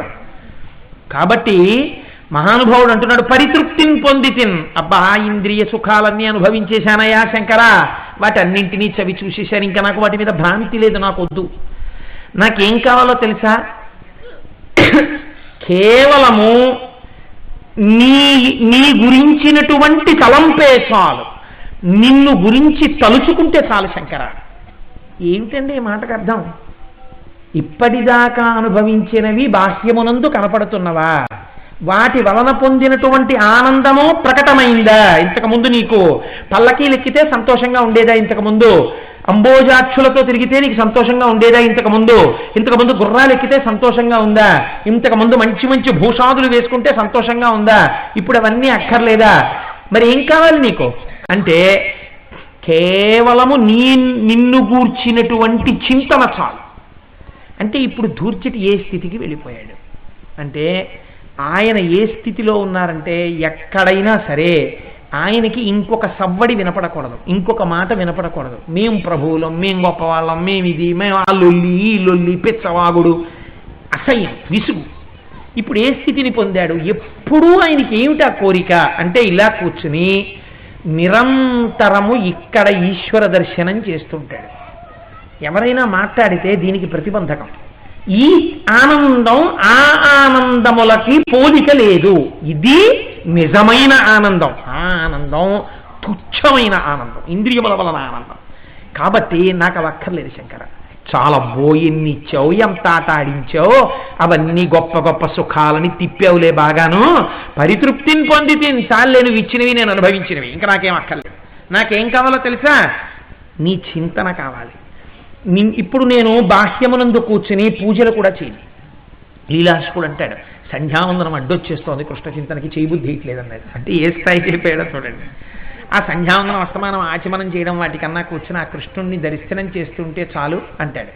అలా నాకు ఇలా కూర్చుని ఆ శంకరుణ్ణి అలా పాదాల దగ్గర నుంచి శిరస్సు వరకు ధ్యానంలో దర్శనం చేస్తుంటే స్వామివారి తెల్లటి పాదాలు, ఎర్రగా ఉన్న పాదపీఠం, దాని మీద పెట్టినటువంటి పాదాలు, ఆ పాదాలకున్న కంకణాలు, అక్కడికి వచ్చినటువంటి వశిష్ఠాది మహర్షులు వారు పూజ చేసినటువంటి తామర పూలు, ఆ పైన ఉన్నటువంటి ఎప్పుడు యోగాసనం వేసుకుని కూర్చోవడం వల్ల పాదానికి ఉన్నటువంటి ఒక పిక్క మాత్రం నల్లగా అయిపోయి, ఒత్తిడికి నల్లగా అయిపోయిన ఒక పిక్క గరుగ్గా ఉండి, ఆ తెల్లటి కాళ్ళు, పచ్చటి పట్టు పంచ, బలిష్టమైనటువంటి తొడలు, ఆ మొలకి పెట్టుకున్నటువంటి బంగారు వడ్డాణము, దానికి ఉన్నటువంటి చిరుగంటలు, విభూతి రాసుకున్నటువంటి తెల్లటి దేహము, ఇక్కడ ఉన్నటువంటి వాసుకి అనబడేటటువంటి సర్పము, చక్కటి కంఠము, లోకాల్ని కాపాడినటువంటి ఆ నీలమైనటువంటి కంఠము, చిన్ని గీతలు పడినటువంటి తెలుపు ఎరుపులతో కూడినటువంటి అందమైన గడ్డం,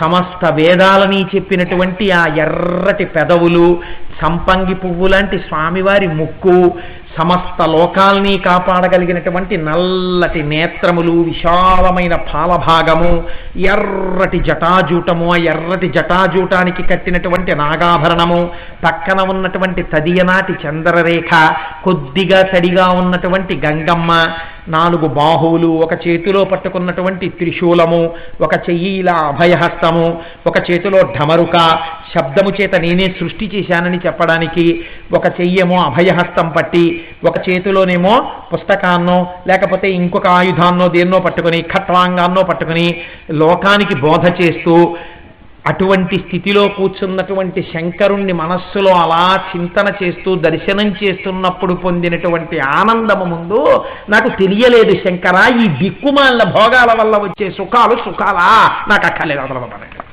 ఇది ఎవరికి చెప్పాడు? ఇచ్చిన వాళ్ళకి చెప్పట్లేదు. అంబోజాక్షి శ్రీకాళహస్తీశ్వరుడు పిలిచి ఎప్పుడూ కాంతలను ఇవ్వలేదు దుర్జటికి, పల్లకీలు ఎప్పుడూ ఇవ్వలేదు దుర్జటిని పిలిచి, ఆభరణాలు ఎప్పుడూ ఈయన ఇవ్వలేదు దుర్జటిని పిలిచి. మరి ఏదిచ్చాడని దుర్జటి నమ్మకం? ఆయనని ధ్యానమునందు దర్శనము చేసి ఆనందమును పొంది, ఆ ఆనందము ముందు ఈ ఆనందములు పనికి మాలిన ఆనందములన్న జ్ఞానమునిచ్చిన వాడని ఈయన ధృతి. అందుకని ఆయనకి చెప్తున్నాడు నన్ను ఉద్ధరించావని చెప్పడానికి. కాబట్టి ఇప్పుడు భయం లేదు. నువ్వు నా అండనుండగా ఇప్పుడు నాకేం కావాలి? ఏం చేస్తాడు? రాయలు నన్ను జైల్లో పారేస్తాడు. అబ్బా, ఇంకంతకన్నా సౌఖ్యం ఏమిటి? ఎంత ఒంటరిగా ఉంటాను, చాలు నీ చింతనామృత ఆసక్తి, అలా హాయిగా నిన్ను ధ్యానం చేసుకుంటా. చాలదా శంకర? ఇంకా నాకేం కావాలి? నన్ను బంధించగలరేమో, నా శరీరాన్ని బంధించగలరేమో, నా మనస్సుని ఈశ్వరుడి మ్రోల చేరకుండా ఎవరు బంధించగలరు? అది నీ పాదపద్మముల యందు ఎప్పుడెప్పుడు వాలిపోదామా అని చూస్తోంది. కాబట్టి నీ సేవ చాలయా నాకు, నీ గురించినటువంటి చింతన చాలయా నాకు, పరితృప్తిని పొంది ఈశ్వర ఈ ఆనందం ఇచ్చావు, ఒక్కటి ఇమ్మని అడుగుతున్నాను. దయతో నేను అర్హుడనని అడగట్లేదు, నాకేమిస్తావో తెలుసా? జ్ఞానలక్ష్మీ జాగృత పరిణామమిమ్ముదయతో శ్రీకాళహస్తీశ్వర.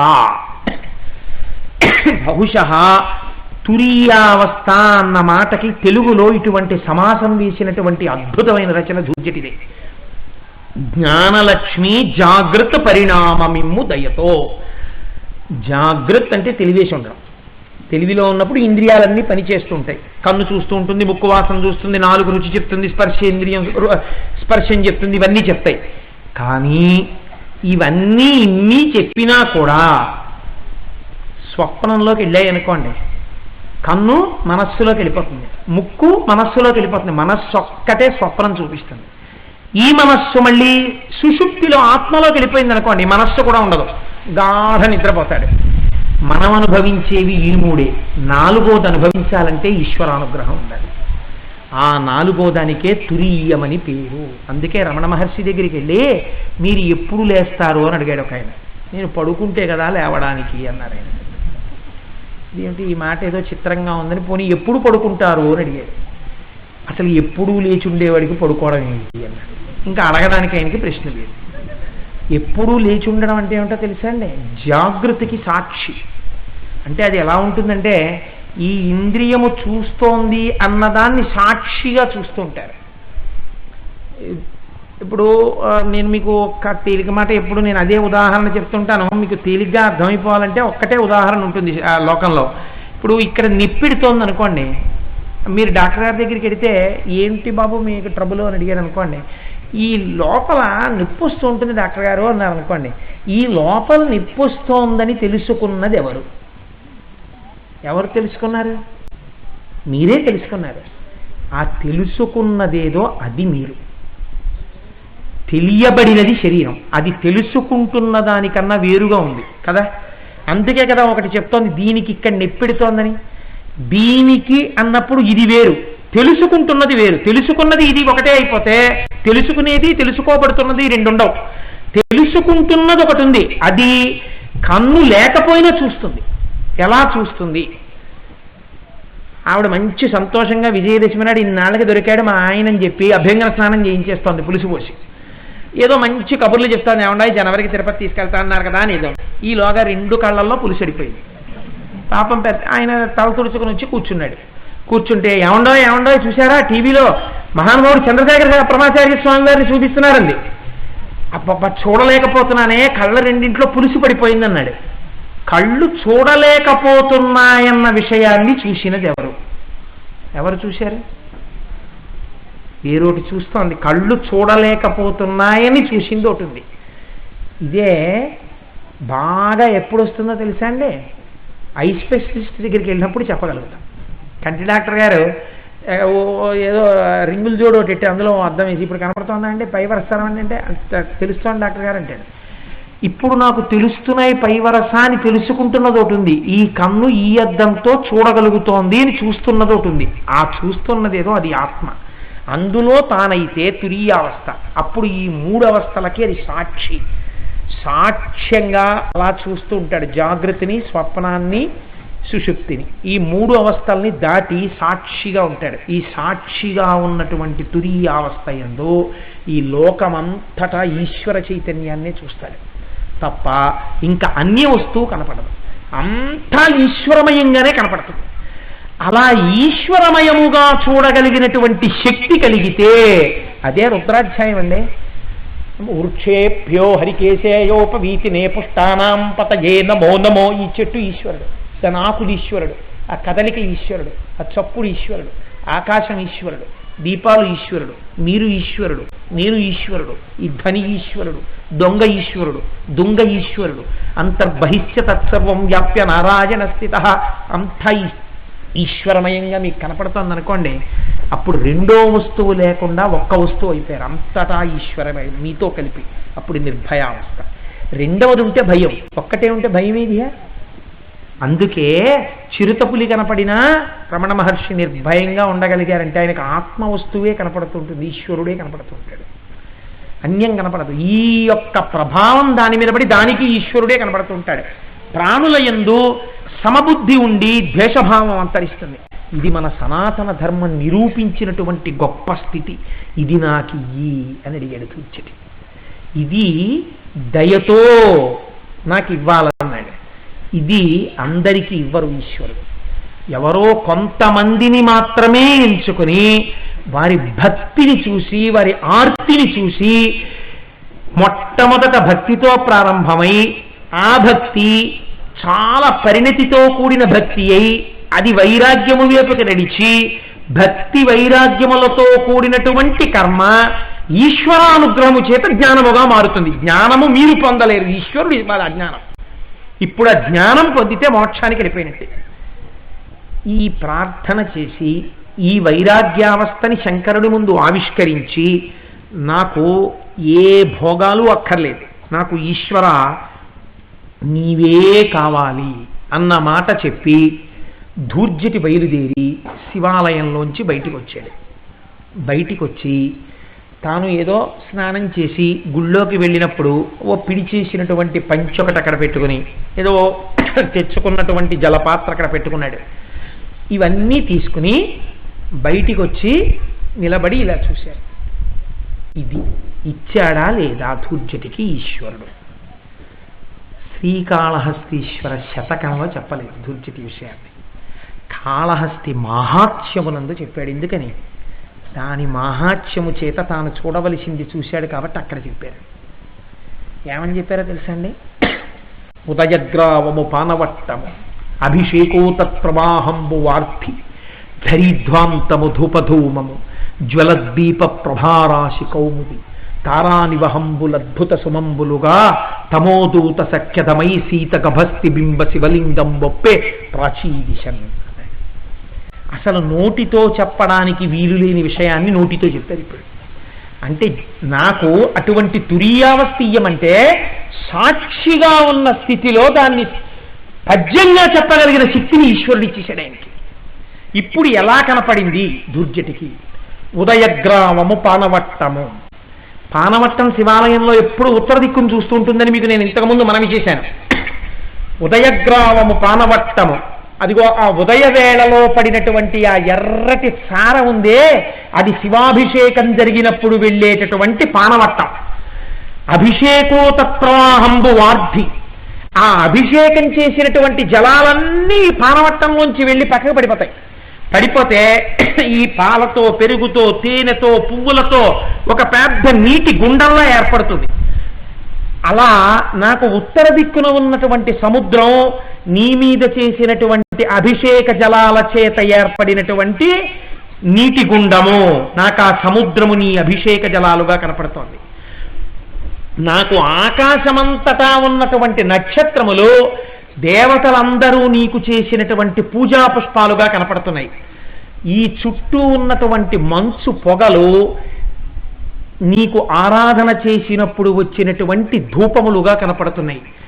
ఈశ్వర, నాకేమీ కనపట్టలేదు, నాకు ఈ లోకం అంతా కలిపి ఒక శివలింగంగా కనపడుతోంది, అంతా కలిపి శివుడికి చేసిన పూజలా కనపడుతోంది, నాకు ఇంకేం కనపట్టలేదు మహాప్రభో అని అరిచాడు. అయిపోయిందా లేదా దర్శనం? అంతటా శివమయంగా కనపడిందా లేదా? ఇది కాళహస్తీశ్వర మహాత్మ్యంలో చెప్పుకున్నాడు తూర్చటి మహానుభావుడు. ఉదయగ్రామము పానవట్టము అభిషేకోత ప్రవాహంబు వార్ధి ధరీధ్వాంతము ధూపధూమము జ్వలద్దీప ప్రభారాశి కౌముది తారానివహంబులద్భుత సుమంబులుగా తమోదూత సఖ్యదమై సీత గభస్తి బింబ శివలింగం ఒప్పే ప్రాచీదిశన్. ఆ స్థాయిని పొంది, అటువంటి జ్ఞానాన్ని పొంది, భక్తి చేత మెల్లమెల్లగా మెల్లమెల్లగా మెల్లమెల్లగా కదులుతూ వెళ్ళి చిట్ట చివరికి ఆ స్థాయికి వెళ్ళిపోయాడు. అయితే మీరు నన్ను ఒక ప్రశ్న వేయిస్తారు ఇక్కడ, నాకు బాగా తెలుసు. ఏమండి, అయితే భక్తితో ప్రారంభం చేసి ఆ భక్తి కొంచెం పరిఢవిల్లితే వైరాగ్యం వచ్చేస్తుందా? అంత తేలిగ్గా వచ్చేస్తే గొడవ ఎక్కడ ఉందండి? అంత తేలిగ్గా రాదు. ఆ వైరాగ్యానికి ఉన్నటువంటి పెద్ద నాటకం ఏమిటో తెలుసా అండి? ఇలా వచ్చినట్టుంటుంది, వెళ్ళిపోతుంది. నీడని పట్టుకోవడం ఎంత కష్టమో, పొగని పట్టుకోవడం ఎంత కష్టమో, గాలిని పట్టుకోవడం ఎంత కష్టమో, వైరాగ్యం వచ్చింది అని తెలుసుకోవడం అంత కష్టం. వైరాగ్యం వచ్చేసిన తర్వాత నేను వైరాగ్యంతో ఉన్నానండి అని చెప్పి మీరు ఏ రకమైన ప్రకటనలు చెయ్యక్కర్లేదు. వైరాగ్యం వచ్చిన వాడు చాలా నిశ్శబ్దంగా ఉంటాడు, అల్లర్లు ఏముండవు, నాలా ఉపన్యాసాలు మైకులు గొడవ ఏముండవు, వాడు చాలా నిశ్శబ్దంగా ఉంటాడు. అల్లరి, ఎవడికి వైరాగ్యం తక్కువ ఉందో వాడికి అల్లరి ఎక్కువ ఉంటుంది, చాలా పటాటోపం ఉంటుంది, చాలా చాలా విరాగిలాగా అందరికీ తాను విరాగినని తెలియాలన్న తాపత్రయంలో ఉంటాడు. ఆ తెలియాలన్న తాపత్రయంలోనే అసలు సంగమంతా ఉంది. తాను విరాగిని అని చెప్పుకోవలసిన అవసరం ఏమిటి అని ఈశ్వరాభిముఖత ఏమిటో ఇవన్నీ అంటూ ఉండిపోయిన వాడు ఏదీ ప్రకటించాడు. కానీ వైరాగ్యం వచ్చే ముందు ఎలా ఉంటుందో తెలుసా అండి? అది కూడా చెప్పుకున్నారండి ధూర్జటి కాళహస్తీశ్వర శతకంలో. అతి గమ్మత్తు. వైరాగ్యం వచ్చి వదిలి వచ్చి వదిలి వచ్చి వదిలి ఉన్నప్పుడు ఎలా ఉంటుందో చెప్పారు ఆయన. ఎవరికి వెళ్ళి చెప్పుకున్నారో తెలుసా? ఈశ్వర, ఇవాళ వచ్చి ఏమిటో ఈ సుఖాలన్నీ, ఎందుకు వచ్చిన సుఖాలు ఇవన్నీ అంటానా నీ దగ్గర? మళ్ళీ చీకటి పడేటప్పటికీ మళ్ళీ సుఖాలు కోరుకుంటుంది మనస్సు. ఈ మనస్సు ఏం చేస్తోందో నీకు చెప్పేనా శివ అని. రోషీరోయదు కామినీ జనుల తారుణ్యోరు సౌఖ్యంబులం బాషీ బాయదు పుత్రమిత్రధన సంపద్భ్రాంతి వాంఛాల తల్కోషీ కోయదు నా మనంబకట నీకున్ ప్రీతిగా సక్రియలు చేసి చేయదు దీని త్రుళతవే శ్రీకాళహస్తీశ్వర అన్నాడు. అప్ప ఏవి పద్యాలండి, వజ్రాలు కదండి నిజంగా. ఎవడు చెప్పగలడు ఈ భావనల్ని పద్యాలతో వెళ్ళి? శంకరుడు చెప్పుకున్నాడు. ఏది చెప్పుకున్నా? రోషీరోయదు కామినీ జనుల తారుణ్యోరు సౌఖ్యంబులం. స్త్రీ సంగమ సుఖాన్ని అనుభవించిన తర్వాత చీ ఏమిటి సుఖం, ఎందుకు ఇంత తాపత్రయం అనిపిస్తుంది శంకర.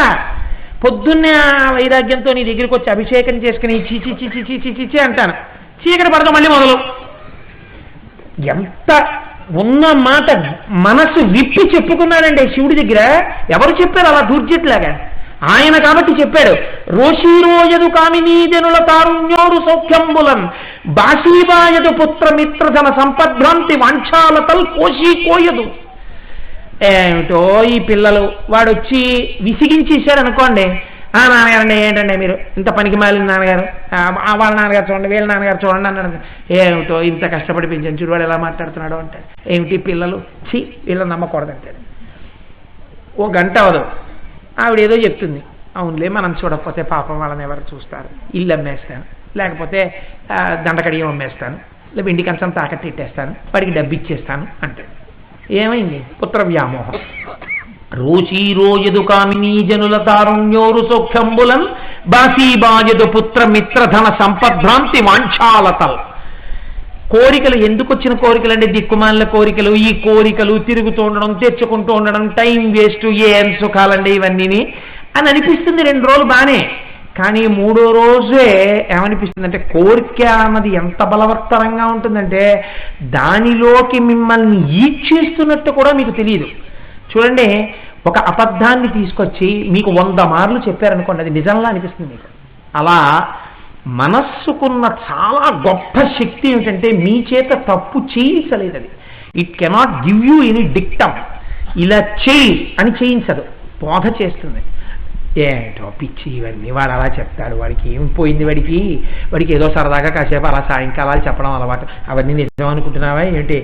ఈ వయసులో కాకపోతే ఎప్పుడండి సుఖపడతాం? చక్కగా ఏ వయసులో ముచ్చట ఆ వయసులో, పోనీ ఏ వయసులో ముచ్చట ఆ వయసులో అన్నావు కదా, మరి తల నెరిసిపోయింది కదా, ఇంకా ఇప్పుడైనా రంగేసేస్తే గొడవలేదు కదా, రంగేసేయి. అప్పుడు కూడా ఇంకా ఆత్మద్రోహమే. కాబట్టి ఎప్పుడు నీకు తీరేది భ్రాంతి అంటే ఇలాగ అన్ని వదిలేసినట్టే ఉంటుంది, కోరికలు వదిలేసినట్టే ఉంటుంది. ఎందుకు ఈ డబ్బు అంటుంది, ఎందుకు ఈ పిచ్చి అంటుంది. నేను ఎక్కడో కానీ ఒక చోట చదివాను దంభం గురించి. రామకృష్ణ పరమహంస చెప్తూ ఉంటారు. వెనకటికి ఒక నాలాంటి ఓ పనికిమాలిన వాడు ఉపన్యాసం చెప్తుంటే ఓ పెద్ద ఆయన కూడా వచ్చాడు ఆ ఉపన్యాసం వినడానికి.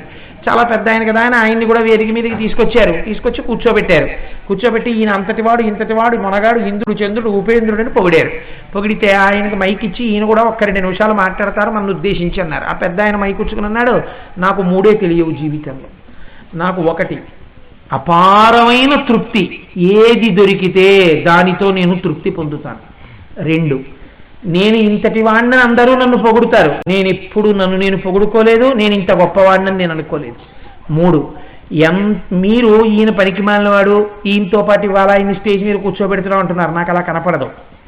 నాకన్నా అందరూ పెద్ద పండితులని నేను అనుకుంటాను ఎప్పుడు. ఈ 3 నాకు అలవాటైనవి జీవితంలో, అందుచేతనే బహుశా మీ అందరి చేత నేను గౌరవింపబడ్డానన్నాడు. ఎంత మహానుభావుడు రాని అందరూ తప్పట్లు కొట్టారు. తప్పట్లు కొట్టిన తర్వాత ఈయనకి ఒక పంచెల చాపు ఓ తాంబూలం పట్టుకొచ్చి ఈయనకి ఇచ్చారు, ఆయనకి ఓ పంచెల చాపు తాంబూలం పట్టుకొచ్చి ఇచ్చారు. ఆయన పంచెల చాపు తాంబూలం ఎగాదిగా చూసి ఇలా చూసే, వీడికి 200 రూపాయలు పంచే, నాకు 200 రూపాయలు పంచే అనుకుని ఇలా అలా చూసి, ఏమిటి నాకు ఈ తొత్తు కొడుక్కి ఇద్దరికి ఒకలాంటి పంచే, ఏమైంది నాకు అంటే ఇంత గొప్పవాడిని ఎప్పుడు పొగుడుకోనన్నాడు. ఈ తత్తు కొడుక్కి ఎవరిని తిట్టనన్నాడు, ఈ తత్తు కొడుకు ఇద్దరికి 200 రూపాయలు పంచే, నేనేం కోరుకోనన్నాడు, తృప్తితో ఉంటానన్నాడు. ఏమైపోయింది ఒక్క వాక్యంలో? సహజ స్వరూపం బయటకు వచ్చేసింది. ఏమైంది? రోషీరోజదు కామినీ జనుల తారుణ్యోరు సౌఖ్యంబులం బాసీబాజదు పుత్ర మిత్రధన సంపద్భ్రాంతి వాంఛాలతల్ కోశీకోయదు. ఏమి చిత్రమైన మనస్సు శంకర! ఇలా వదిలినట్టుంటుంది, అలా పట్టేస్తుంది అంతే. ఎప్పుడు మళ్ళీ వేసేసిందో కూడా తెలియదు, మళ్ళీ వేసేస్తుంది. ఎంత గమ్మత్ అంటే, ఇంత పురాణం చెప్పి ఇంత పురాణం వినేసి ఇంటికి వెళ్ళిన తర్వాత భార్య, నాగుల చవితి కదండి కాస్త జావ తాగి పడుకుందాం, జావిచ్చింది, మోహమేత్స ఇందులో ఉప్పే లేదేంటి అంటారు. ఏమైపోయింది మరి ఇంత పురాణం అంటే? అంతే. ఇక్కడి నుంచి కారులో ఇంటికి వెళ్ళే లోపల మళ్ళీ మనస్సు బలాన్ని పొదిసి ఇంత పురాణం ఎగిరిపోయింది. కాబట్టి ఈశ్వరా, ఈ మనస్సుని నేను గెలవలేకపోతున్నాను, దీనికి వైరాగ్యం అయిరాదు. మార్చి మార్చి మార్చి మార్చి ఎప్పుడో తిండితే మినపసున్ను, ఇప్పుడు ఆ మినపసున్ను అట్టమంటుంది, తిరగాలి. ఆవు నెయ్యి అట్ట రావాలి, ఇవి బట్ట రావాలి, అవు బట్ట రావాలి, ఎర్రగా మినుగులు వేయించుకోవాలి, గుండ కొట్టుకోవాలి, నెయ్యి వేసుకోవాలి, మినపసున్ను చేసుకోవాలి. అయిందా? మెనూ రాసేటప్పుడు చూడాలండి, నిజంగా మెనూ అని ఒకటి ఉంటుంది. అందులో ఇడ్లీ, కారప్పొడి, సాంబారు, కొబ్బరి పచ్చడి, అల్ల పచ్చడి, వీడి బుర్ర ఎన్నో. ఎందుకని అంటే దీని మీద తినే 2 ఇడ్లీలని 4 ముక్కలు చేస్తే 4 రకాలుగా చురుక్కుమనాలి. ఇందులో మళ్ళీ ఏదైనా చిన్న తేడా వచ్చిందనుకోండి, ఇడ్లీ ఏడా వేడిగా లేదు, ఈయన 11 గంటలకు వస్తే అప్పుడు పాపం వాడు ఎక్కడికి వస్తాడంటే వేడిగానే ఏదో కొంచెం చల్లబడింది, వాడు చెప్పాలి, ముందు చెప్పొద్దా నువ్వు అంటాడు. అందుకని అందరికన్నా ప్రపంచంలో చాలా తేలిగ్గా కనపడేవాళ్ళు నాకు 2 కనపడుతుంటారు. ఒకరు బస్ కండక్టర్, 2 హోటల్లో సర్వరం. ప్రతివాడు చిల్లరకి ఆయనతో దెబ్బలాడేవాడే. అయ్యో మనం ఎవరైనా చిల్లర ఇచ్చామని చూడరు. అదేంటండి మన బస్సులో ఏలేసిన వెళ్ళినప్పుడు హాఫ్ టికెట్ వచ్చుకున్నారు, మీరు ఫుల్ టికెట్ అంటారేంటి? ప్రతివాడు తగువే తప్ప అయ్యో పూర్ ఫెలో ఇంతమంది మధ్యలో నడుస్తూ ఆ లెదర్ బ్యాగ్లో చెయ్యెట్టి చిల్లర తీసి ప్రతాపనగర్ వెళ్ళేటప్పటికి మళ్ళీ టికెట్ రేట్ మారిపోయింది. ఇలా కిటికీలోంచి చూసి 7.5 టికెట్లు అంటాడు. మేము ఏలేశ్వరం దిగిపోతాం, నేను మరిడమ్మవారి గుడి దగ్గర దిగిపోతాను, గుర్తెట్టుకోమంటాడు. ఓడేమో ఏమంటే నాకు మున్సిపల్ ఆఫీస్ ఎక్కడో తెలియదు, అక్కడ ఒకసారి మీరు చెప్పి ఆపండి అంటాడు. ఏడా అది సహస్రావధానం చేసినట్టు ఇన్ని గుర్తెట్టుకుంటూ టికెట్లు కొట్టుకుంటూ నిలబడి గుండ్రంగా ఎస్ఆర్ రాసుకుంటూ అయ్యో పాపం కనీసం ఆయనకి ఇవ్వవలసిన చిల్లర ఇచ్చేస్తే గొడవ వదిలిపోతుందని ఉండదు. మళ్ళీ దిగి నాకు చిల్లర ఇవ్వాలి. ఆయన ఒకడు, సర్వర్ ఒకడు. ఎంత చీప్పో మనకి నిజంగా. ఇడ్లీ పట్టరమ్మా, ఇడ్లీ ఏడా వేయలేదు అంటే ఏదో కొంచెం చల్లబడిపోయింది సార్, శీతాకాలం కదా. శీతాకాలం అయితే వేడిగా పట్టరా. వీడి ఇంట్లో జావకారిపోయినా కుక్కలా కొలచూ తింటాడు.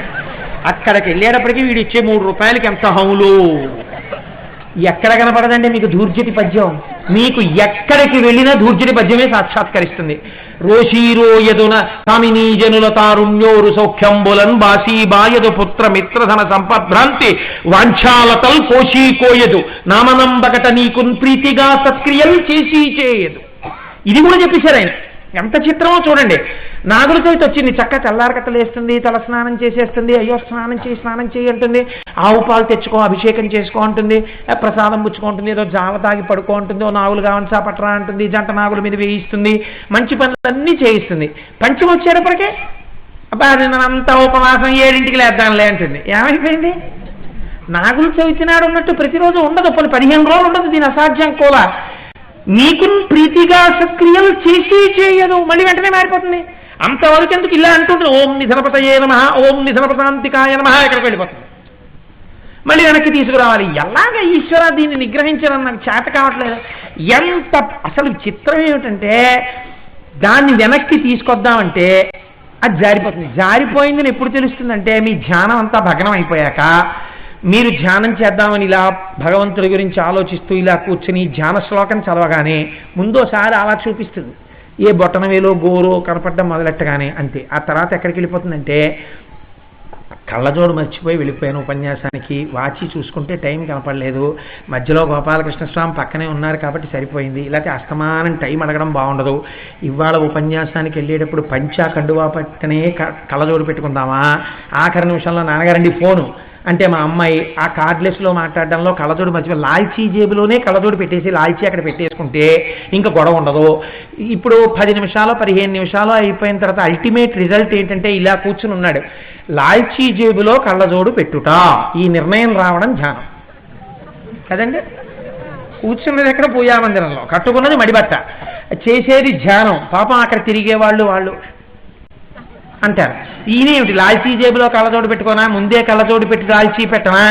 దానికి ఇదంతా అయిపోయిన తర్వాత ఈయనకి తెలివచ్చి దీని అసాధ్యం కూడా కళ్ళజోడు మీదకి లాల్చీ మీదకి పోయిందని ఇలా చూసేప్పుడు కలగండి, సరే రేపు చేద్దాంలే ఇంకా మళ్ళీనే అని వస్తే పాపం ఆ పెళ్ళం ఏదో కాళ్ళకి దండం పెట్టేసి ఎంత అరగంట ధ్యానం చేసేస్తున్నాడు ఈయన, ఆవిడ పొంగిపోతుంది. వీడి బుర్ర, వీడి లాల్చీలు కళ్ళజోళ్ళు ఇవి వీడి ధ్యానాలు.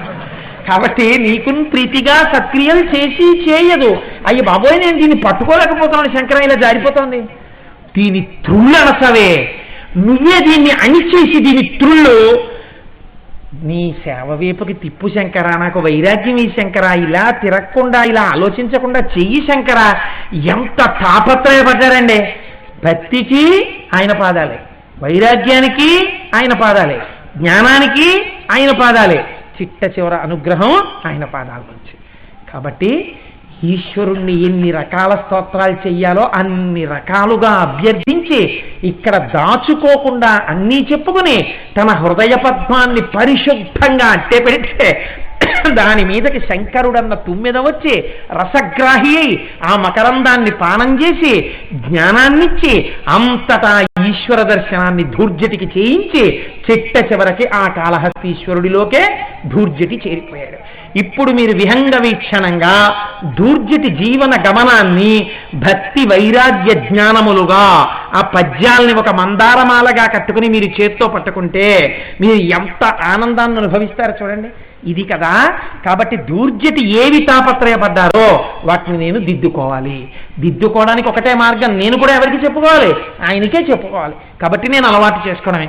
ఈశ్వర కళ్ళజోడు లాల్చీ వైపుకి వెళ్ళిపోకుండా కాపాడు, నా మనస్సును నిలబెట్టు అంటే నేను ఒక ఉదాహరణ చెప్పాను. ఇతరుల మీద పెడితే తప్పది, నా మీద పెట్టుకుంటే దోషం ఉండదు అందుకని.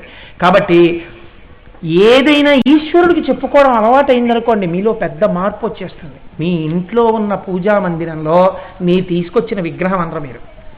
మా సింహాసనంలో పార్వతీ పరమేశ్వరులు కూర్చున్నారండి, లేకపోతే లక్ష్మీనారాయణులు కూర్చుని ఉంటారు, అందుకు నీ చప్పుడు చేయకూడదు, పీట గట్టిగా వేయకూడదు, అమ్మో స్వామికి నీరాజనం ఇస్తున్నప్పుడు స్వామి నవ్వుతూ కూర్చుంటారు, నివేదన చేస్తున్నప్పుడు మా స్వామి తింటారు, మీరు ఇక్కడ దర్శనం చేస్తుంటే త్రికరణ శుద్ధి వస్తుంది, పూజగా నడుస్తుంది, ఆ పూజ చేత ఈశ్వరుడు ప్రీతి చెందుతాడు.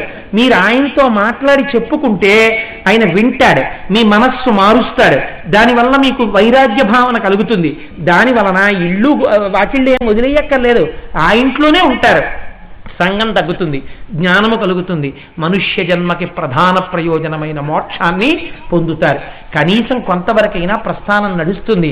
దీన్ని ఎలా పొందవచ్చో మహానుభావుడై మనం ఎవ్వరం చెయ్యని పని తాను చేసి తాను మార్గదర్శకుడై కాళహస్తీశ్వర శతకంలో పద్యాలనిచ్చాడు. ఇవాళ వాటిని ఒక మందారమాలగా అనుభవించాలి అని అనిపించింది, అందుకని అలా ఒక మాలగా వాటిని తిప్పే ప్రయత్నం చేశాను. రేపటి రోజున మళ్ళీ భగవానుడు ఏం పలికిస్తే దాన్ని పలికి ధన్యుడనవుతాను. మంగళాశాసనపరై పదాచార్య పురోగమై సర్వైశ్చ పూర్వైరాచార్యై తత్కృపాయాస్తు మంగళం. మంగళం కోసలేంద్రాయ మహనీయ గుణాత్మనే చక్రవర్తి తనూజాయ సర్వభౌమాయ మంగళం. ఉమాకాంతాయ కాంతాయ కామితార్థప్రదాయినే శ్రీగిరీశాయ దేవాయ మలినాథాయ మంగళం. కరచరణ కృతం వా కర్మ వాక్కాజం వా శ్రవణనైనజం వా మానసం వాపరాధం విహితం వా సర్వమేత్తక్షమస్వ. శివ శివ కరుణా